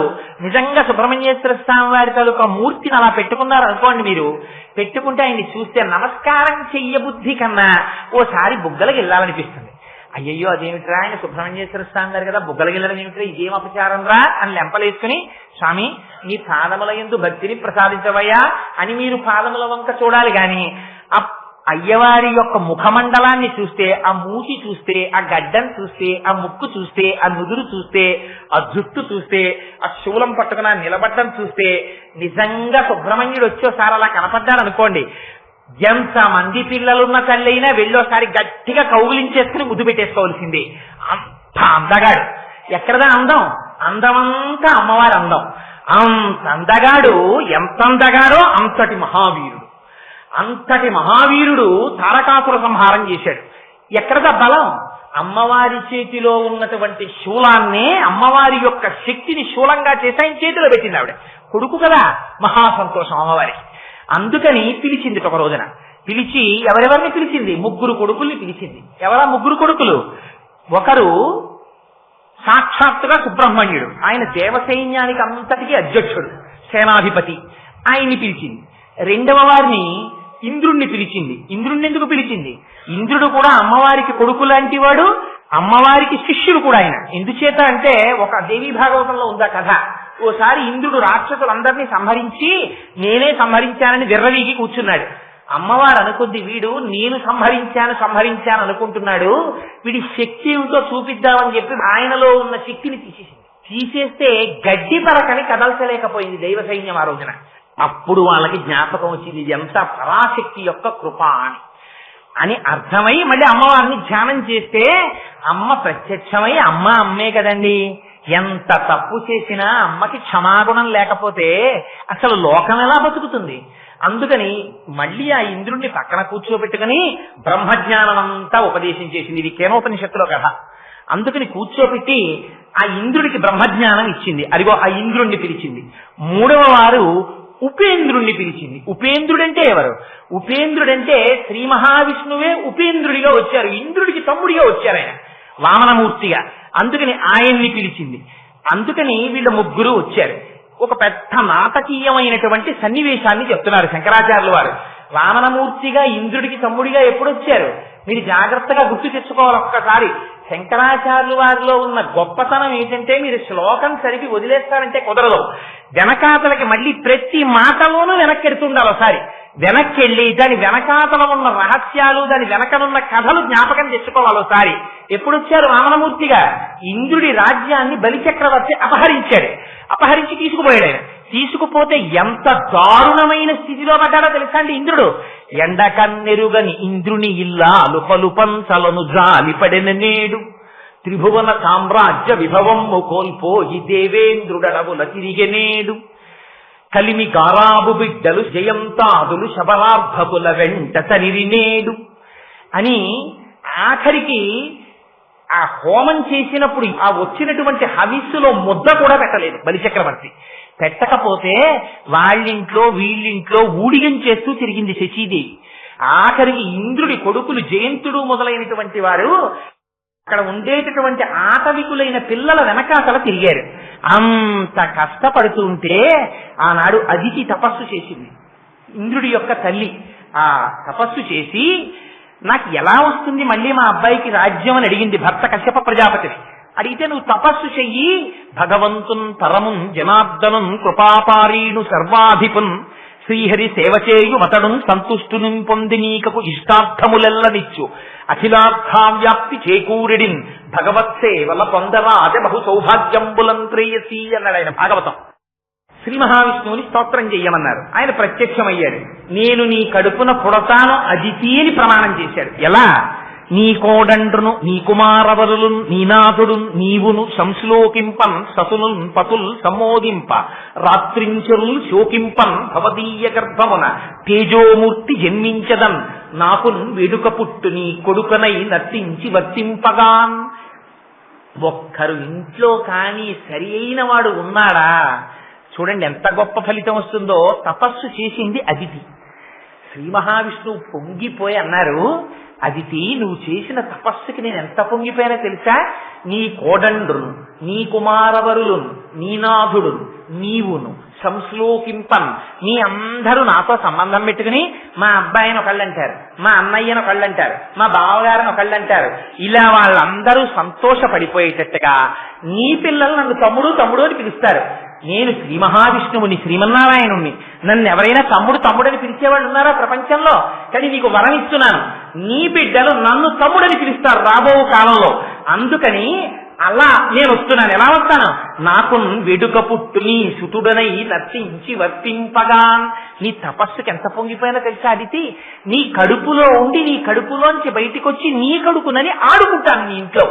నీ కొడుకునని నీ పిల్లలకి తమ్ముడిగా వస్తాను. మిగిలిన అవతారాల్లో వచ్చిన రాక్షస సంహారం చేసి వెళ్ళిపోతాను. ఈ అవతారంలో గొప్పతనం ఏమిటో తెలుసా? నీ పిల్లలు శ్రీ మహావిష్ణువా మా తమ్ముడు అని చెప్పచ్చు అని వరం ఇచ్చారు. అందుకని ఇవాళ శంకరాచార్యులు వారు జ్ఞాపకం చేస్తున్నారు. అందుకని విశాఖేంద్రోపేంద్రో, ఇంకో పేరు వేయకూడదా? ఉపేంద్రో. ఉపేంద్రుడు అంటే ఎవరు? శ్రీ మహావిష్ణువు వామనమూర్తిగా వచ్చిన ఘట్టం. ఇంద్రుడికి తమ్ముడిగా వచ్చారు కాబట్టి ఉపేంద్రుడు. వాత్సల్యాన్ని చూపిస్తున్నారు. ఎందుకు ఇన్ని మాటలు? అమ్మవారు అయ్యవారుగా ఉంటే శ్రీ మహావిష్ణువు, అమ్మవారిగా ఉన్నా అదే వాత్సల్యం, అయ్యవారిగా ఉన్నా అదే వాత్సల్యం. ఇది అమ్మవారి యొక్క గుణం. ఇది మీకు జ్ఞాపకం రావడం కోసమని ఇంకొక పేరు. ఇంకో పేరు వేయకూడదా? విష్ణు సహస్రంలో ఎన్ని పేర్లున్నాయి స్వామికి? విశాఖేంద్రోపేంద్రో ఉపేంద్రుడు అన్నారు. పుట్టినవాడు ఇంద్రుడికి తమ్ముడు అనిపించుకోవడానికి వరస కలుపుకోవడానికి అనుమతి ఇచ్చేశారు. అందుకని ఇంద్రుడు ఇంద్రుడి తమ్ముడు ఉపేంద్రుడు అన్నారు. ఇప్పుడు వామనమూర్తిగానే పెడుతున్నది, శ్రీ మహావిష్ణువుగానే పెడుతున్నారు. కానీ ఉపేంద్రుడని పిలుస్తారంటే ఆయన యొక్క వాత్సల్యాన్ని చూపిస్తారు శంకరాచార్యులు వారు. అందుకని విశాఖేంద్రోపేంద్రో వీళ్ళ ముగ్గురిని పిలిచింది అమ్మ. పిలిచి, అబ్బాయి బయట రాక్షసులు వీరవిహారం చేస్తున్నారా, మీరు వెళ్ళి ఆ రాక్షసుల్ని సంహరించండి అని. అమ్మవారు శక్తినిస్తే వాళ్ళకి పరిగెత్తుకుంటూ వెళ్ళారు. వాళ్ళు యుద్ధానికి వెళ్ళారు. ఆ వచ్చినటువంటి రాక్షసులందరినీ ఏదో సంహరించేశారు. సంహరించేసి వాళ్ళు ముగ్గురు ఆ విజయవార్త పట్టుకుని పరిగెత్తుకుంటూ అంతఃపురానికి వచ్చారు, మణిద్వీపానికి. వచ్చేటప్పటికీ అమ్మవారు ఎలా ఉంటుందో అలా ఉండడం వెనకాతల రహస్యం ఏమిటో మీకు లలితా సహస్రనామంలో అమ్మవారికి ఒక నామం ఉంది. ఏమిటా నామం? తాంబూలపూరితముఖి, అంటే తాంబూలం వేసుకున్నటువంటి అమ్మ. ఎందుకండి ఆ నామం చెప్పడం? ఆవిడ తాంబూలం వేసుకుంది, మీకెందుకు ఇప్పుడు అది? ఆవిడ తాంబూలం వేసుకుంటే మనం ఎందుకు? అమ్మ తాంబూలం వేసుకుంది, అదో నామమా? ఎందుకు ఆ నామం? అందులో ఒక రహస్యం ఉంది. ఏమిటో తెలుసా అండి? నిన్నను సమయం అయిపోతోందని నేను కొన్ని శ్లోకాలు కుదించేస్తున్నానన్నానే, ఇవాళ చెప్పేస్తాను రహస్యం. ఎక్కడ కుదించేస్తున్నానో కొన్ని. దరిద్రాణం చింతామణి గుణనిక అన్నారు శంకరాచార్యులు వారు. నిన్న దరిద్రులకి నువ్వు చింతామణులతో కూడినటువంటి హారమునవు అన్నారు. ఆ గుణనిక హారము అనకూడదా శంకరాచార్యులు వారు? అనకూడదు. గుణనిక అనడంలో రహస్యం ఉంది. ఏమిటో తెలుసా అండి? మీరు గుణనికా వ్యాఖ్యానము అని లలితా సహస్రనామ స్తోత్రానికి ఒక వ్యాఖ్యానం ఉంది. మీరు ఈ గు నా ని క వీటిని గూని గా నీని నా నీని నా కాని క కిందుంచి ఈ అక్షరాల్ని అంకెల్లోకి మార్చేస్తారు. అదొక సాంప్రదాయం. ఈ అక్షరాల్ని మీరు అంకెల్లోకి మార్చేశారనుకోండి, గా 5 అయిపోతుంది, నా 3 అయిపోతుంది, నా 0 అయిపోతుంది, కా 1 అయిపోతుంది. అంకానా వామతోగతి అంకెగా చెప్పేటప్పుడు మళ్ళీ ఈ అక్షరాన్ని అంకెగా చెప్తే అట్టించుకు తిరగేయాలి అంటల్లా మీరు. మరి అష్టోత్తర శతనామం అంటున్నారు. అష్టోత్తర అన్నప్పుడు ముందు 8, శత అంటే అటువైపుకి 100 చెప్పినప్పుడు 100 ఇటేసి 8 అటేసి 108 అంటల్లా. చతుర్దశ ముందు 4 దశటు చెప్పినప్పుడు 10 ఇటేసి 4 అటేసి 14 అంటల్లా. అంకానా వామతోగతి అట్నుంచి మార్చి చెప్తారు. అందుకని ఇప్పుడు మీకు ఇవేమైపోతుంది, అట్నుంచి ఇటుకేశారనుకోండి 1053 వస్తుంది. లలితా సహస్రనామ స్తోత్రాన్ని గుణనికా వ్యాఖ్యానంతో చదివి నామాల్ని ఏరిచి 1053 వస్తాయి. ఇవి ప్రతి నామం చింతామణి అయిపోతుంది. గుణనికా వ్యాఖ్యానాన్ని చదివి లలితా సహస్రనామ స్తోత్రం చదివితే మీరు ఏ నామం చెప్పినా అది చింతామణి మీ చేతిలోకి వచ్చి కూర్చుంటుంది. ఆ చింతామణి చేత్తో పట్టుకున్నవాడు ఏదైనా చేసేస్తాడు. అందుకని ఇదిగో గుణనిక అనొక్క మాట శంకరుడు వేస్తే దాని వెనకాతల అన్ని రహస్యాలు. అది నిన్నటి శ్లోకానికి మళ్ళీ ఇవాళ వచ్చాను చెప్పాలి కాబట్టి. సరే, అందుకని ఇక్కడ శంకరులు అంటారు, ఈ 3 యుద్ధానికి వెళ్ళారు రాక్షసుల మీదకి. వెళ్ళిన వాళ్ళు యుద్ధం చేశారు, గెలిచారు రాక్షసుల మీద. పరుగున ఇంటికి వచ్చారు. అంతఃపురంలో అమ్మవారికి వచ్చి తాంబూలం వేసుకుంది. అక్కడ కదా ఆగాను.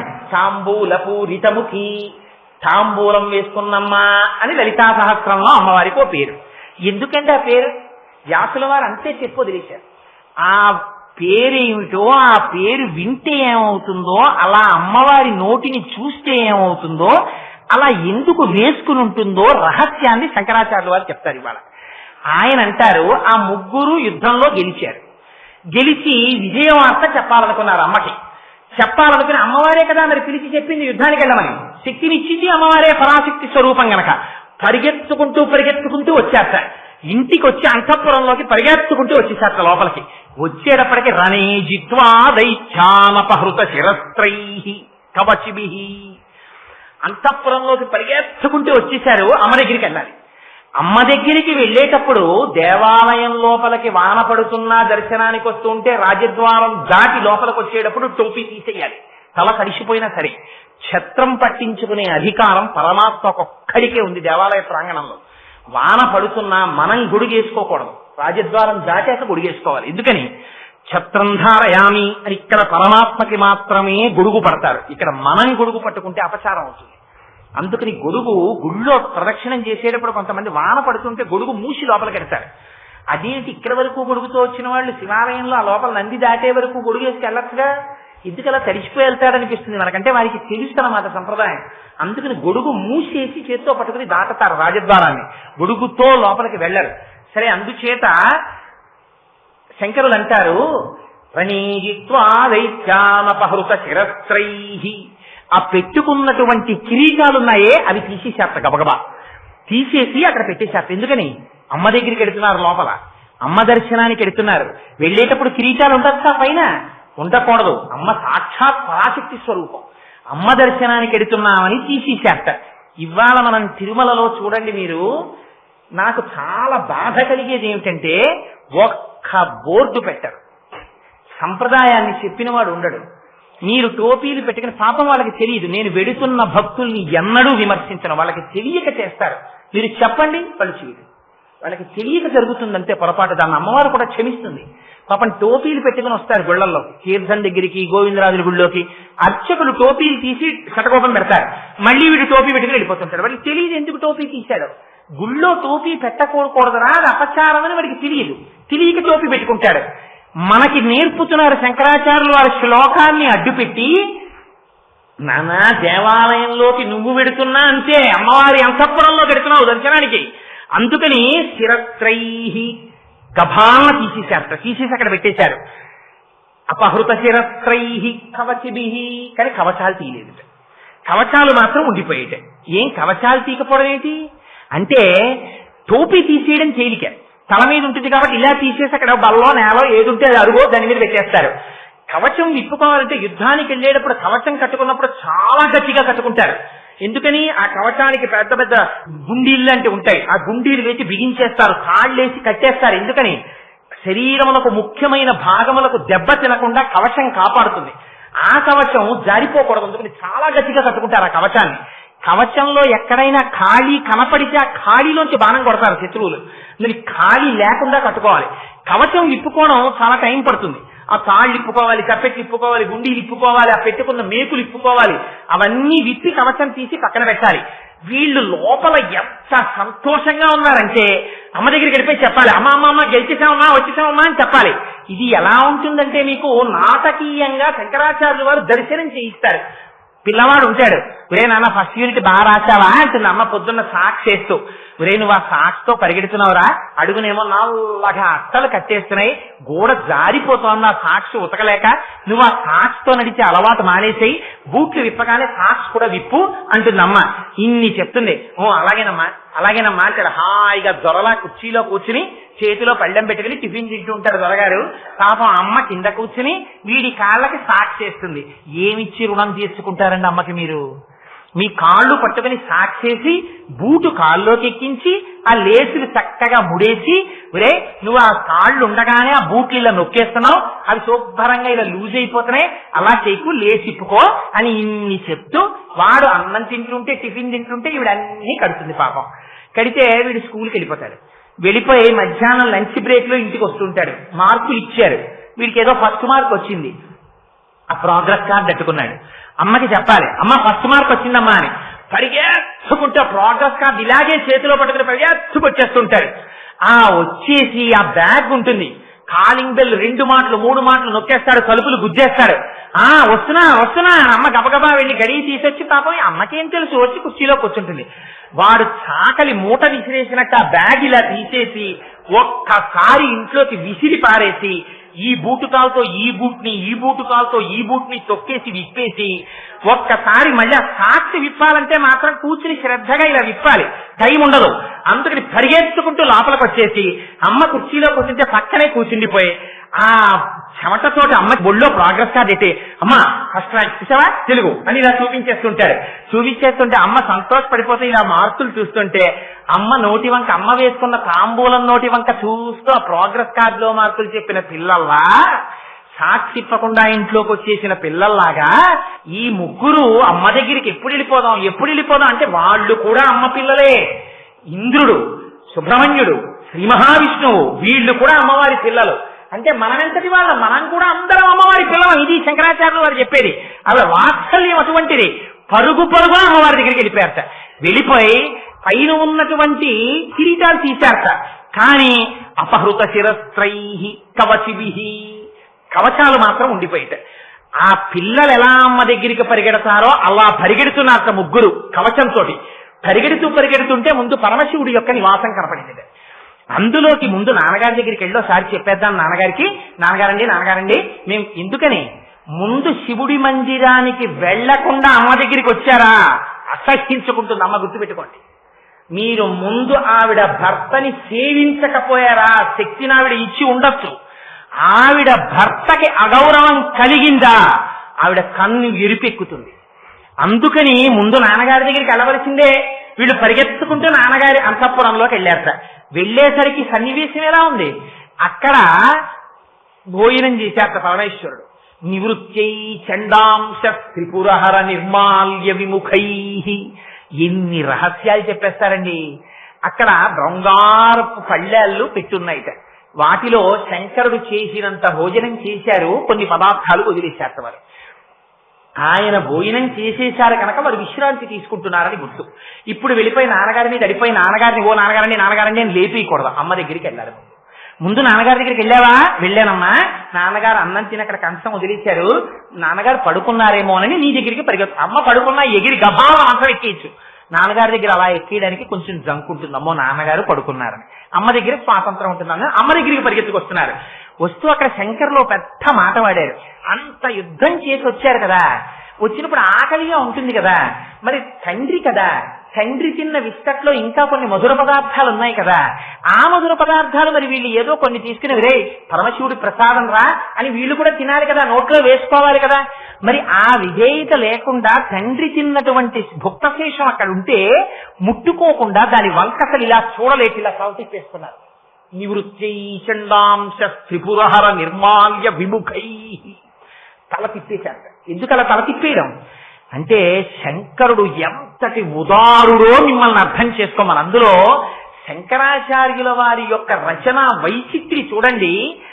ఆయన ఎంత అమాయకుడో ఎంత భోళాశంకరుడో చెప్పడం. ఎంత భోళాశంకరుడు! శంకరుడికి ఒక అలవాటు ఉంది, ఏమిటో తెలుసా అండి? అరమరికలు లేనటువంటి వాడు భర్త అనుకోండి. ఒకవేళ ఇవాళ మీరు ఏదో పూజ చేసుకుంటున్నారు, ఆదివారం అమ్మయ్య ఆయన ఆఫీస్కి వెళ్ళరు కదా అని పాపం ఆవిడ ఆ రోజున నైవేద్యాలు పెట్టుకుందామని పొద్దున్నే లేచి తలస్నానం చేసి ఏదో 4 కాయలు కాస్త బూర్లు పులిహార అన్ని చేసుకుందామని సంతోషంగా కూర్చుంది. ఈయనేమో లేచి వచ్చాడు అర్జెంటుగా. ఆ రోజు కూడా ఆయనకు ఆఫీస్ ఉంది, అందుకని వెళ్ళిపోవాలి ఆయన. ఓసారి చూశాడు, ఏమే టిఫిన్ అవ్వలేదా అన్నాడు. అంతే అడుగుతాడు ఆయన. అంతే అడిగితే లేదండి వాళ్ళ నైవేద్యాలు పెడుతున్నాను అంది ఆవిడ. మధ్యాహ్నం నైవేద్యాలు పెట్టేసి ఏకంగా భోజనాలు చేసేద్దాం 11ంటికేను నైవేద్యాలు పెడుతున్నాను. ఆయన భోళాశంకరుడు. ఆయన నువ్వు వండలేదే అని అడగడు. పక్క పోషణలోకి వెళ్ళిపోయి చెల్లెమా ఇవాళ మీ వదిన నైవేద్యాలు ఎత్తుకుంటోంది, నువ్వు చేసాయంటి టిఫిన్ అంటాడు. అంటే అయిపోయింది అన్నయ్య గారు, రండి ఇడ్లీ చేశాను, మీ బావగారు కూడా తింటున్నారు రండి అని ఆవిడ పెట్టేస్తుంది ఇడ్లీ. ఈయన తినేసి అప్పుడు వచ్చి చెప్తాడు, మా చెల్లెల దగ్గర తినేసానులే టిఫిన్, మధ్యాహ్నం వస్తాను నువ్వు నైవేద్యం పెట్టేసి ఉంచు ప్రసాదం తింటానంటాడు. శంకరుడికి వేళకి భోజనం సిద్ధం చేయలేదనుకోండి అమ్మవారు, ఆయన ఏం బెంగెత్తుకోడు. భిక్షాపాత్ర పట్టుకుని పక్కింటికి వెళ్ళిపోయి భవతి భిక్షాం దేహి అంటాడు. అప్పుడు వేసేవాళ్ళు అంటారు, అన్నపూర్ణమ్మ భర్తవు కదా నువ్వు అంటారు. తలవంపులెవరికి? అమ్మవారికి. అందుకని తెల్లవారేటప్పటికి ముందు ఈయన ఎప్పుడు వెళ్ళిపోతాడో తెలియదు, ఏ వేగంలో పెట్టేశారో వెళ్ళిపోతాడో. అందుకని ఈయనకి మాత్రం భోజనం ఆవిడ సిద్ధం చేసి పెట్టేస్తుందట. ఈవిడికి తలవంపులు వస్తుంది, ఇది పాతివృత్యం.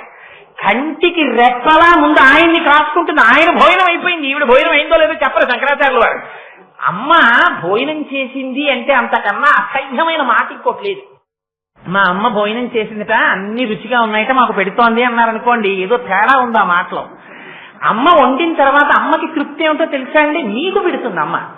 ముందు అమ్మ ఊరగాయలు పెట్టింది అనుకోండి, ఆ ఊరగాయల చేత్తోనే కొత్త ఊరగాయ పెద్ద బేసిన్లో ఆ వేడి అన్నం పెట్టి నూనెసి కొత్త ఊరగాయ కలిపి కొంచెం వగరవగరగా కారం కారంగా ఉప్పుగా ఉన్నటువంటి ముద్దలు పిల్లలందరినీ చుట్టూ కూర్చోబెట్టుకుని వాళ్ళు ఎంత పెద్ద పెద్ద వాళ్ళు అయిపోనివ్వండి, అదొక సంస్కృతి అంతే. వాళ్ళు చేతులు చాపుతుంటే ఒక్కొక్క ముద్ద పెడుతుంటే వాళ్ళ ముద్ద తింటుంటే ఎన్ని 1000 కళ్ళతో 1000 ఆశలతో వాళ్ళ కళ్ళల్లోకి చూస్తున్నాయి. నాన్న బాగుందా ఊరగాయ అంటే బాగుందమ్మా అన్నారనుకోండి. కిందటి ఏడాది కన్నా బాగుందా అంటే కిందటి ఏడాది కన్నా బాగుందమ్మా. ఉప్పు తక్కువైందా? లేదు అమ్మా సరిపోయిందమ్మా. కారం తగ్గిందా? తగ్గలేదమ్మా. కాయ ఓటుందమ్మా. ఇన్ని ప్రశ్నలు కనేస్తుంది. ఏమిటి వేయడం? వాళ్ళు తింటే తను తిన్నట్టు ఇది అమ్మ. అందుకని అమ్మ భోజనం చేసిందని చెప్పకూడదు, మీరు చేస్తే అమ్మ చేసినట్టు. మీ తృప్తి అమ్మ తృప్తి, అయ్య తృప్తి అలా కాదు. వీళ్ళందరూ తిన్నాక ఆయన వాచి పెట్టుకుంటూ వస్తారు. రెండున ఆయనకి గౌరవంగా పెట్టాలి. ఆయనకు కూడా చేయిదాపంగా ముద్దెడతానంటే ఆయన తింటే అసహ్యంగా ఉంటుంది, అలా తినకూడదు.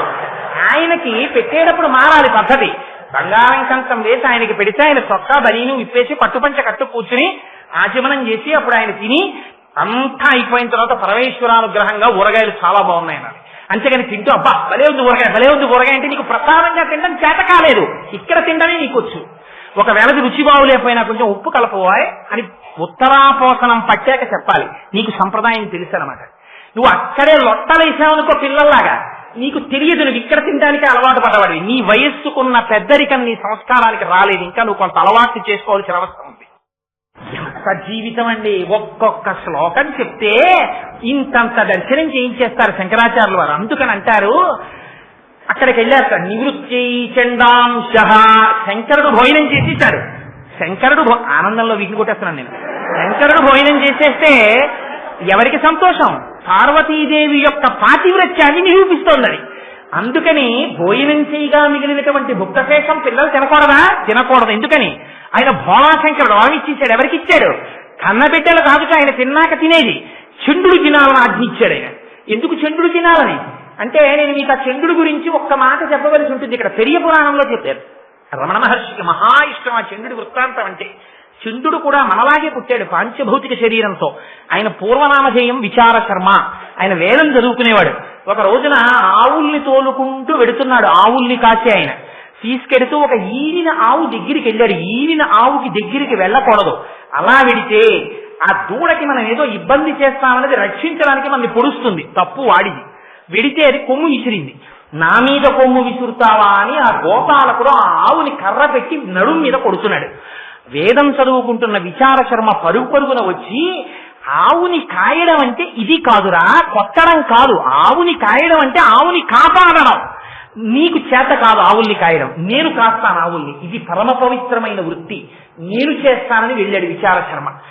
అంత వేదం చదువుకున్నవాడేమో, జగత్తునందు ఏ వస్తువుని ఎలా చూడాలో తెలుసున్నవాడేమో, ఆయన ఆవుల్ని ముట్టుకునేటప్పటికీ అవి అమృతం కింద పాలు పట్టేసేవిట. లోపల పట్టి వెళ్ళిలా పొదుగు ముట్టుకుంటే చాలట, చెంబుడు పాలిచ్చే ఆవులు 4 బిందెల పాలిచ్చేయడం మొదలెట్టే.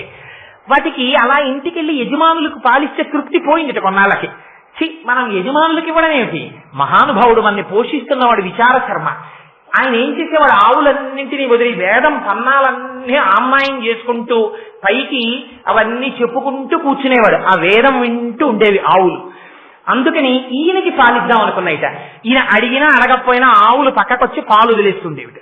ఉత్తినే వదిలేస్తున్నాయి కదా అని ఆయన ఏం చేసేవాడంటే కుండలు తెచ్చి కింద పెట్టేవాడు. అలా కుండలు నిండిపోయి పాలు అయ్యేవి. ఆ పాలు తను తాగేవాడు కాదు విచార శర్మ. వెంటనే ఆ పక్కనున్న ఏటిలో స్నానం చేసి ఇసుకతో గుడి కట్టేవాడు. అందులో ఓ ఇసుకలింగం తయారు చేసేవాడు. ఈ కుండలలో పాలు తీసి ఒక్కొక్క పాత్రతో పాలు పట్టుకుని, నమస్తే అస్తు భగవన్ విశ్వేశ్వరాయ మహాదేవాయ త్రయంబకాయ త్రిపురాంతకాయ త్రికాగ్నికాలాయ కాలాగ్నిరుద్రాయ నీలకంఠాయ మృత్యుంజయాయ సర్వేశ్వరాయ సదాశివాయ శ్రీమన్మహాదేవాయ నమః అంటూ అభిషేకం చేసేవాడు. ఇక్కడ అభిషేకం పూర్తయ్యేది అసుర సంఖ్య వేళ అయ్యేది. ఈయన ఆవుల్ని పట్టుకుని ఇంటికి వెళ్ళిపోయేవాడు. వెళ్ళిపోతుంటే ఒక రోజున అటుగా ఒక వ్యక్తి వెళ్ళిపోతూ చూశాడు. చూస్తే ఈ పాలన్నీ పిల్లవాడు వాడు చూసేటప్పటికీ ఇసుకలో పోసేస్తున్నట్టు కనపడింది ఆయనకి.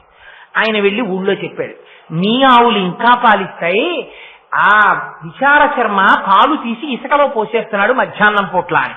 విచార శర్మ తండ్రిని పిలిచారు, యచ్చన దత్తుడు అని పేరు ఆయనకి. ఆయన్ని పిలిచి, నీ కొడుకు ఆవుల పాలు ఇసుకలో పోసేస్తున్నాడు, అందుకని నీ కుమారుణ్ణి మందలించమన్నారు. ఆ తండ్రి నిజంగా పిల్లవాడు మధ్యాహ్నం పాలు కుండలతో తీసి ఇసుకలో ఎందుకు పోస్తున్నాడో చూడడం కోసమని రహస్యంగా వచ్చి ఒక చెట్టుకి ఎక్కి దాంట్లో కూర్చున్నాడు. మధ్యాహ్నం అయ్యేటప్పటికి ఆవులు పాలిచ్చాయి. ఆ పాలు తీసి పిల్లవాడు గుడి కట్టి ఆ ఇసుకలింగానికి పూజ చేస్తున్నాడు. ఇది చూశాడు తండ్రి. మహాగ్రహం వచ్చి, నిజమే వీడు పాలు ఇలా పోసేస్తున్నాడు కింద. ఆయన అభిషేకం అనుకోలేదు, ఈయన అంతర్ముఖుడైపోయి ఉన్నాడు కొడుకు. వచ్చి ఆ పిల్లవాడిని కర్ర తీసుకుని విపరీతంగా కొట్టాడు. అంతర్ముఖుడైపోయి ఉన్నాడేమో, ఆ దెబ్బలు తగలడం కూడా ఆయనకి తెలియలేదు.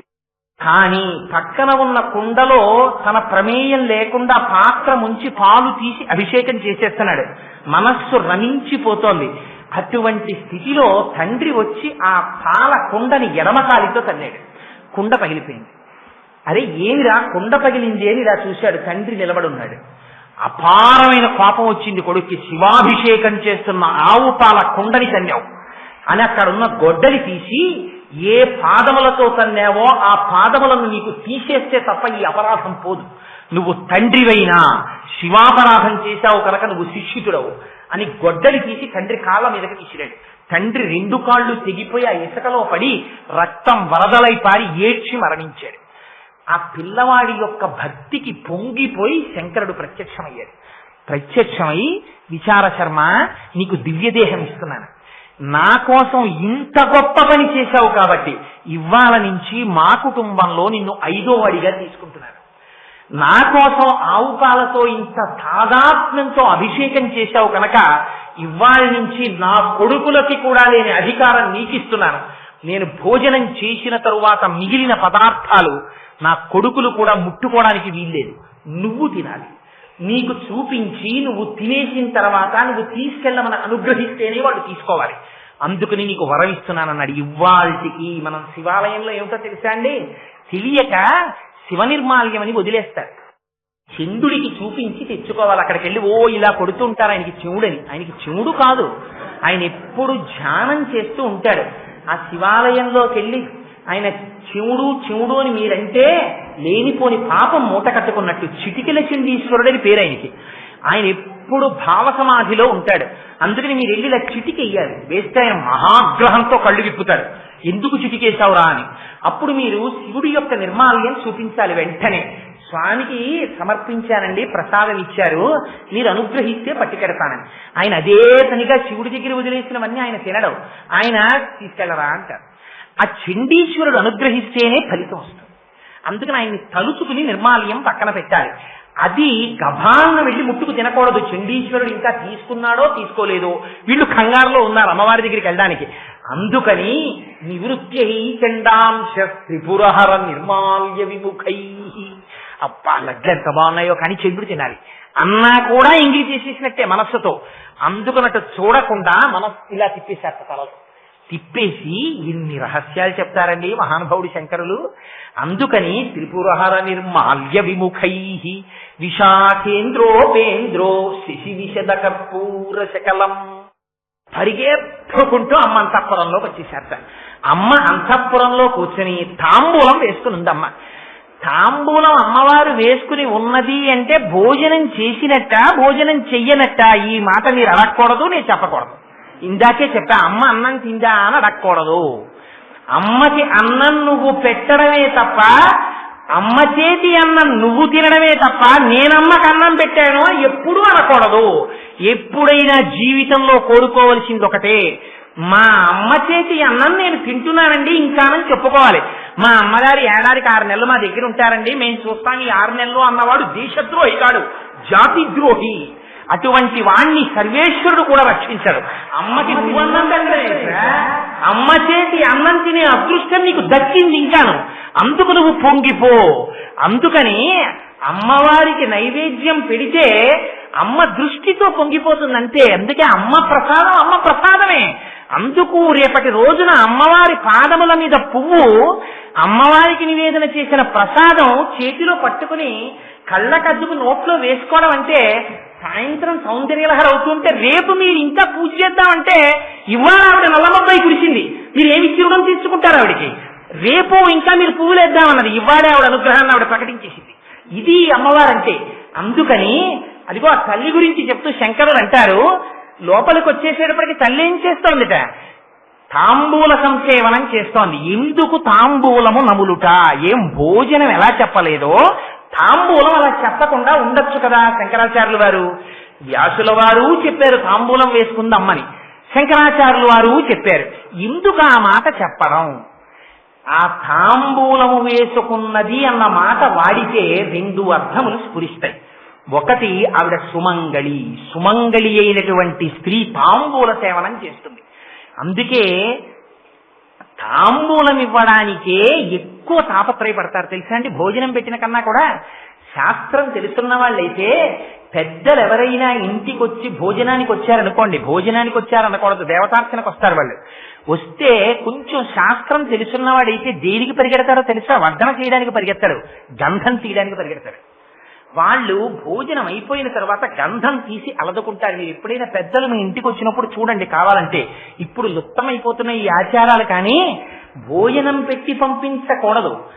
వారు వచ్చి దేవతార్చన చేస్తే వారు రేపు ఒక రోజు మీకు ఒక శ్లోకం చెప్తాను, జపోజల్ప శిల్పం సకలమపి ముద్రా విరచన అని సౌందర్యలహరిలోనే వస్తుంది. అది చెప్పినప్పుడు చెప్తాను రహస్యం.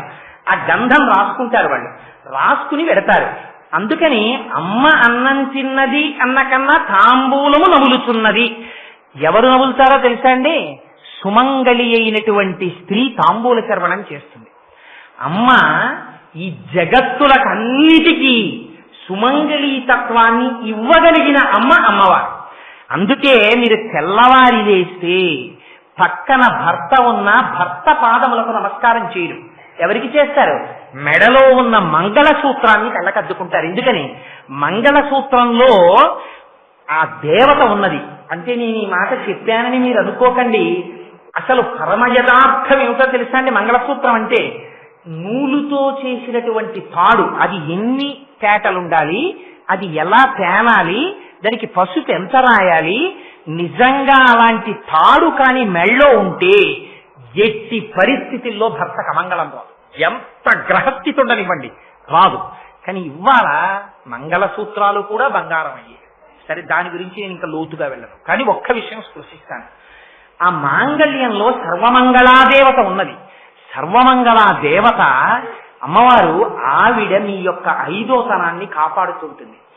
ఇవాళ మీరు నిద్రలేచేటప్పటికి పక్కన పడుతున్న భర్త రేపు, ఎల్లుండి, ఆపై రోజు, ఆ తర్వాత కూడా మీకు కనపడాలంటే ఆయన చేతిలో మీరు వెళ్ళిపోయి ఆయన లేచేటప్పటికి మీరు పక్కన లేనటువంటి స్థితి ఒకనాడు పండిపోయిన వయస్సులు వచ్చే వరకు ఉండి 3 తరాలు చూసుకుని ఓపికగా సేవ చేసుకుని హాయిగా ఆయన ఒళ్ళో తలపెట్టుకుని, నాకు బాగా తెలుసున్నటువంటి మహాభక్తులు ఒక ఆయన ఉన్నారు హైదరాబాద్ లో, శైవ పత్రికలో కూడా వేశారు ఆవిడ గురించి. నేను చెప్పకూడదు, పేరు చెప్తే ఒకరిని పొగిడినట్టు అవుతుంది ఉపన్యాసంలో, అందుకని పేరు చెప్పను. కానీ ఆవిడికి తీవ్రమైన అనారోగ్యం వచ్చి క్యాన్సర్ వస్తే హాస్పిటల్లో పెట్టారు భర్త గారు, మహాభక్తుడు. డాక్టర్లు అన్నారు ఈవిడ ఇంకెక్కువ కాలం ఉండరు, ఏమైనా కోరిక ఉందేమో అడగండి అన్నారు. భర్త గారు ఇల్లు అడిగాడు, నీకు ఏమైనా కోరిక ఉన్నదా అని అడిగాడు. అయితే ఆవిడంది, నాకు ఒక్కసారి మీతో కలిసి శ్రీశైలంలో అంతరాలయంలో కూర్చొని ఒక్కసారి అభిషేకం చేసుకోవాలనుంది, మన ఇద్దరం ఎన్నో చేయించాడు సర్వేశ్వరుడు, ఇంకొక్కసారి అలా అభిషేకం చేద్దామనుంది అన్నారు. ఆవిడ అలా కారులో తీసుకెళ్లారు, శ్రీశైలంలో అంతరాలయంలో అభిషేకం చేసుకొచ్చారు. ఆయుర్దాయం ఎలా పొడిగించాడో తెలియదు పరమేశ్వరుడు. ఆవిడ్ని ఎప్పుడు తీసుకెళ్లాడో తెలుసా అండి?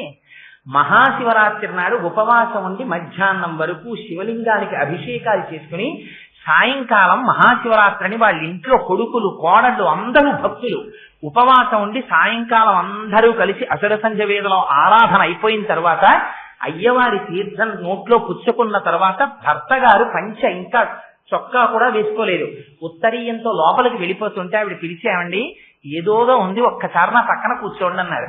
కూర్చుంది.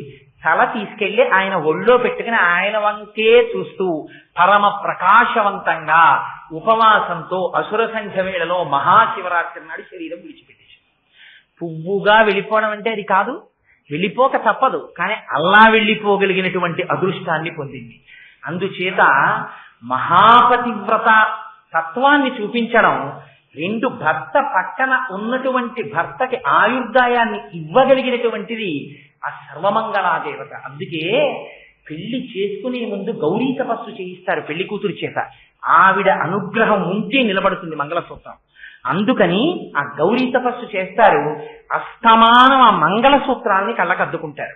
అమ్మవారి దగ్గరికి వెళ్ళిన మొన్న తిరుమల మేము కొంతమందిని కలిసి వెళ్ళాం, అక్కడ పుండరీకవల్లి అమ్మవారి మాంగళ్య దర్శనం వెనకాతల ఉండే రహస్యాన్ని చెప్పి ఆ రోజున అడిగితే ఆ మంగళసూత్రాన్ని మనందరికీ చూపించారు కదమ్మా, అమ్మవారి మంగళసూత్రాన్ని, అందులో ఉన్నటువంటి వైశిష్ట్యాన్ని కూడా చెప్పారు. అందుకని ఆ మంగళసూత్రం అంత గొప్పది. అందుకని తను సువాసిని, సర్వమంగళ, ఇతరులకి సువాసినీయత్వం ఇవ్వగలిగినది, తాను మహాపతివ్రత, పాతివ్రత్యమున్న తల్లి కనుక భోళాశంకరుడు బయటికి వెళ్ళిపోతాడు. ఆయన మీరు శంకరుణ్ణి భరించడం చాలా కష్టం తెలుసా అండి. ఇప్పుడు చాలా స్ట్రిక్ట్ ప్రిన్సిపల్స్ ఉన్నవాడిని పట్టుకోవడం చాలా తేలిక, చాలా భక్తుడైన వాడితోనే ఇబ్బంది అంతా వస్తుంది. ఎందుకంటే వారికి ఏం అరమరికలు ఉండవు, ఏమీ అనరు వారు. అవలేదా వంట, ఏం బెంగ పెట్టుకో, నువ్వు హాయిగా వంట చేసుకుని నైవేద్యం పెట్టుకో, ఏం పర్వాలేదు, నాకేం తినకపోతే కొద్దిగా పాలు ఇచ్చాలో వెళ్ళిపోతాడు. రాత్రి ఎప్పుడో వస్తాడు మొహం ఇండిపోయి, ఎందుకంటే అక్కడ తినడు ఇంట్లో పెట్టలేదని కోపపడ్డం.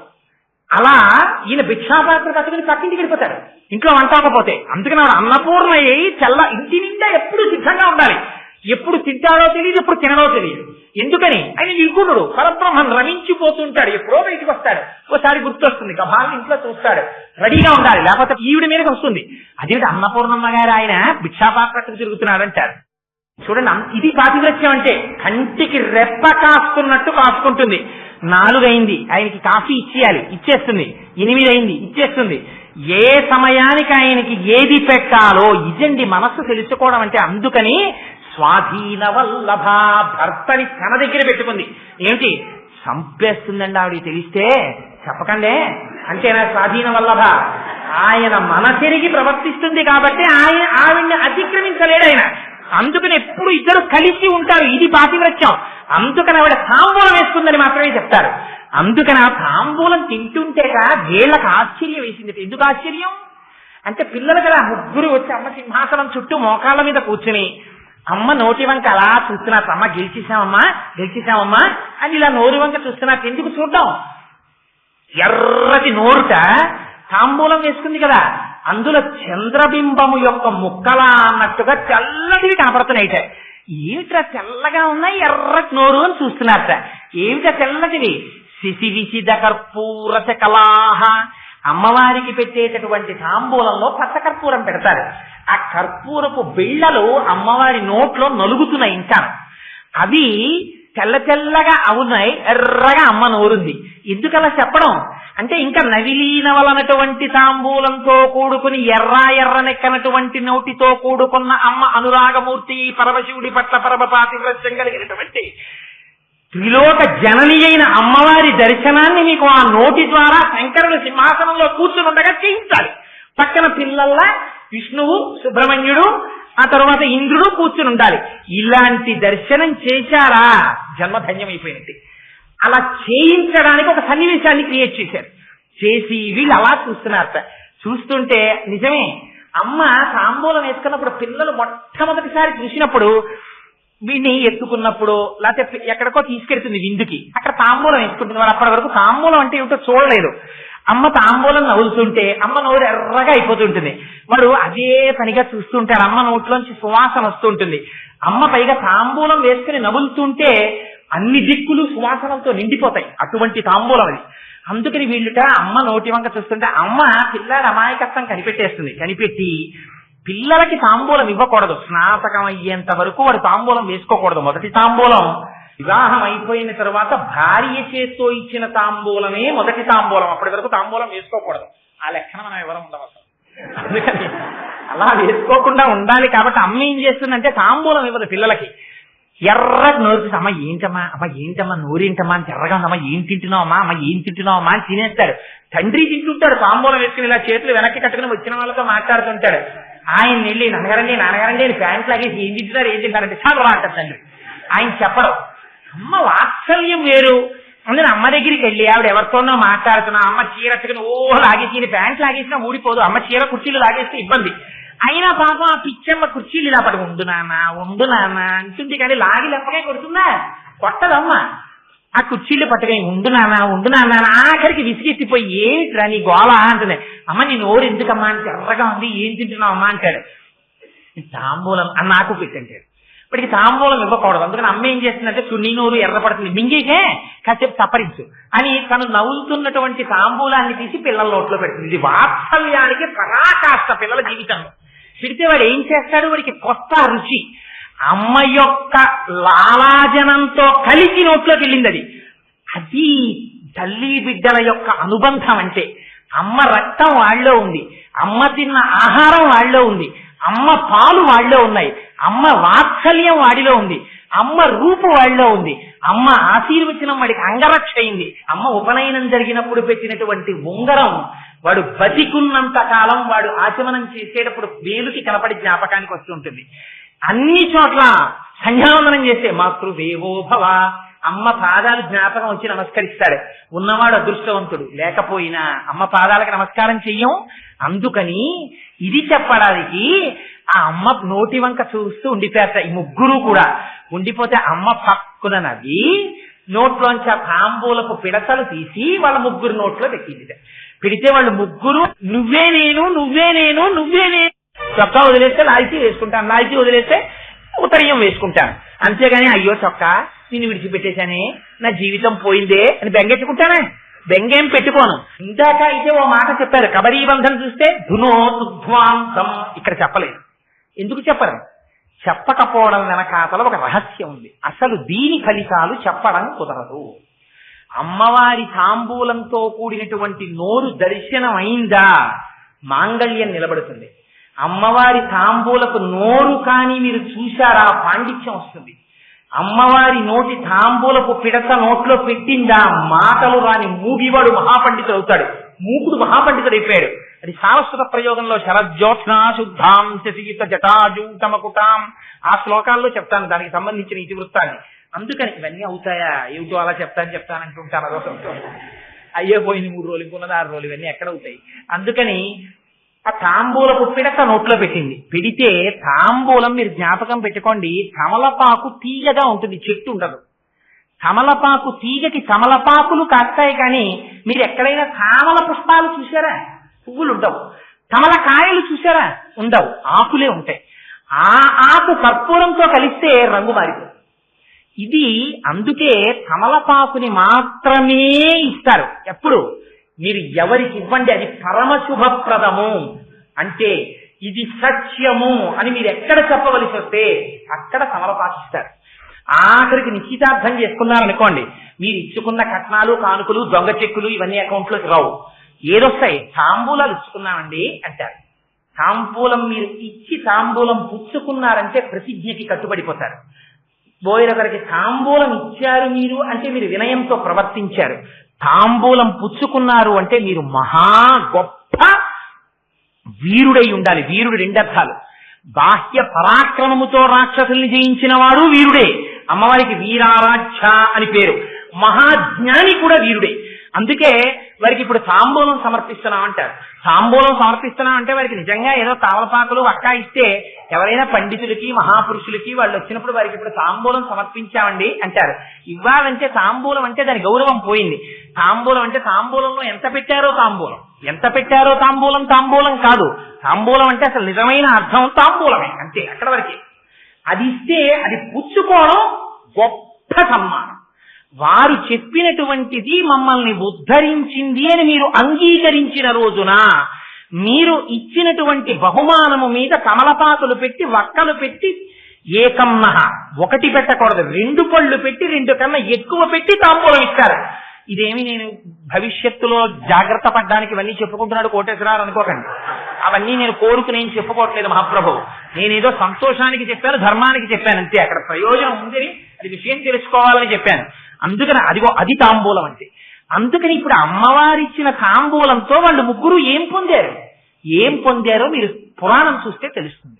ఎంత రాక్షస సంహారం చేశారో, ఎన్ని భగవద్గీతలు చెప్పారో, ఎన్ని ఉపనిషత్తులు చెప్పారో, ఎంతమందిని కాపాడారో, ఎంత రాళ్లవాన పడుతుంటే గొడుగుగా కొండనికి ఒక ఆయన రక్షించాడో, ఒక ఆయన దేవతలందరినీ పాలిస్తున్నాడో, ఒక ఆయన దేవసైన్యానికి అంతటికి అధ్యక్షుడై సాక్షాత్తు సుబ్రహ్మణ్యుడై ఎంత జ్ఞానం ఇస్తున్నాడో, ఎంతమందికి వంశం ఇస్తున్నాడో, ఎంతమందికి సంతానం ఇస్తున్నాడో, ఎన్ని ఫలితాలు మీకు చెప్పడం కుదురుతుంది?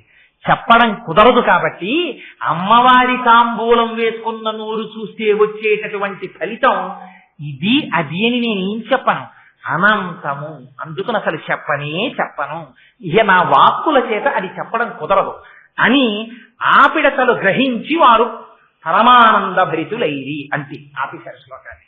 అంత పరమ పవిత్రమైన శ్లోకాల్ని ఇవాళ 2 శ్లోకాలని పరమాత్మ విజ్ఞాపన చేయించాడు. ఇప్పుడు ఆ 3వ శ్లోకం కానీ నేను మొదలు పెట్టాను అనుకోండి, అసౌ నాసావంశస్తు హినగిరి వంశధ్వజపటి అని అమ్మవారి ముక్కు గురించి ఒక గొప్ప శ్లోకం. అందులో ముక్తాహ అంటారు. ఆ ముత్యం దర్శనం అయితే మళ్ళీ శంకరాచార్యుల వారి లాంటి కొడుకు పుట్టచ్చు ఎవరికి. కానీ ఇప్పుడు నేను ఆ శ్లోకం మొదలు పెడితే అవుతుందా అది? అందుకని రేపటి రోజున దాన్ని ప్రారంభం చేస్తాను. రేపు మాత్రం పురస్కండాభోగ ప్రతిఫలిత తాటంకయుగళం. సరే, అది ఎందుకన్నానో ఇవాళ ఆ మాట, రేపు ఆ మాటకి అర్థం, దాని విశేషాన్ని రేపు శంకర భగవత్పాదులు చేయించుగాక. మంగళాశాసనపరైః ఆచార్య పురోగమైః సర్వైశ్చ పూర్వైరాచార్యైః సత్కృతాయాస్తు మంగళం.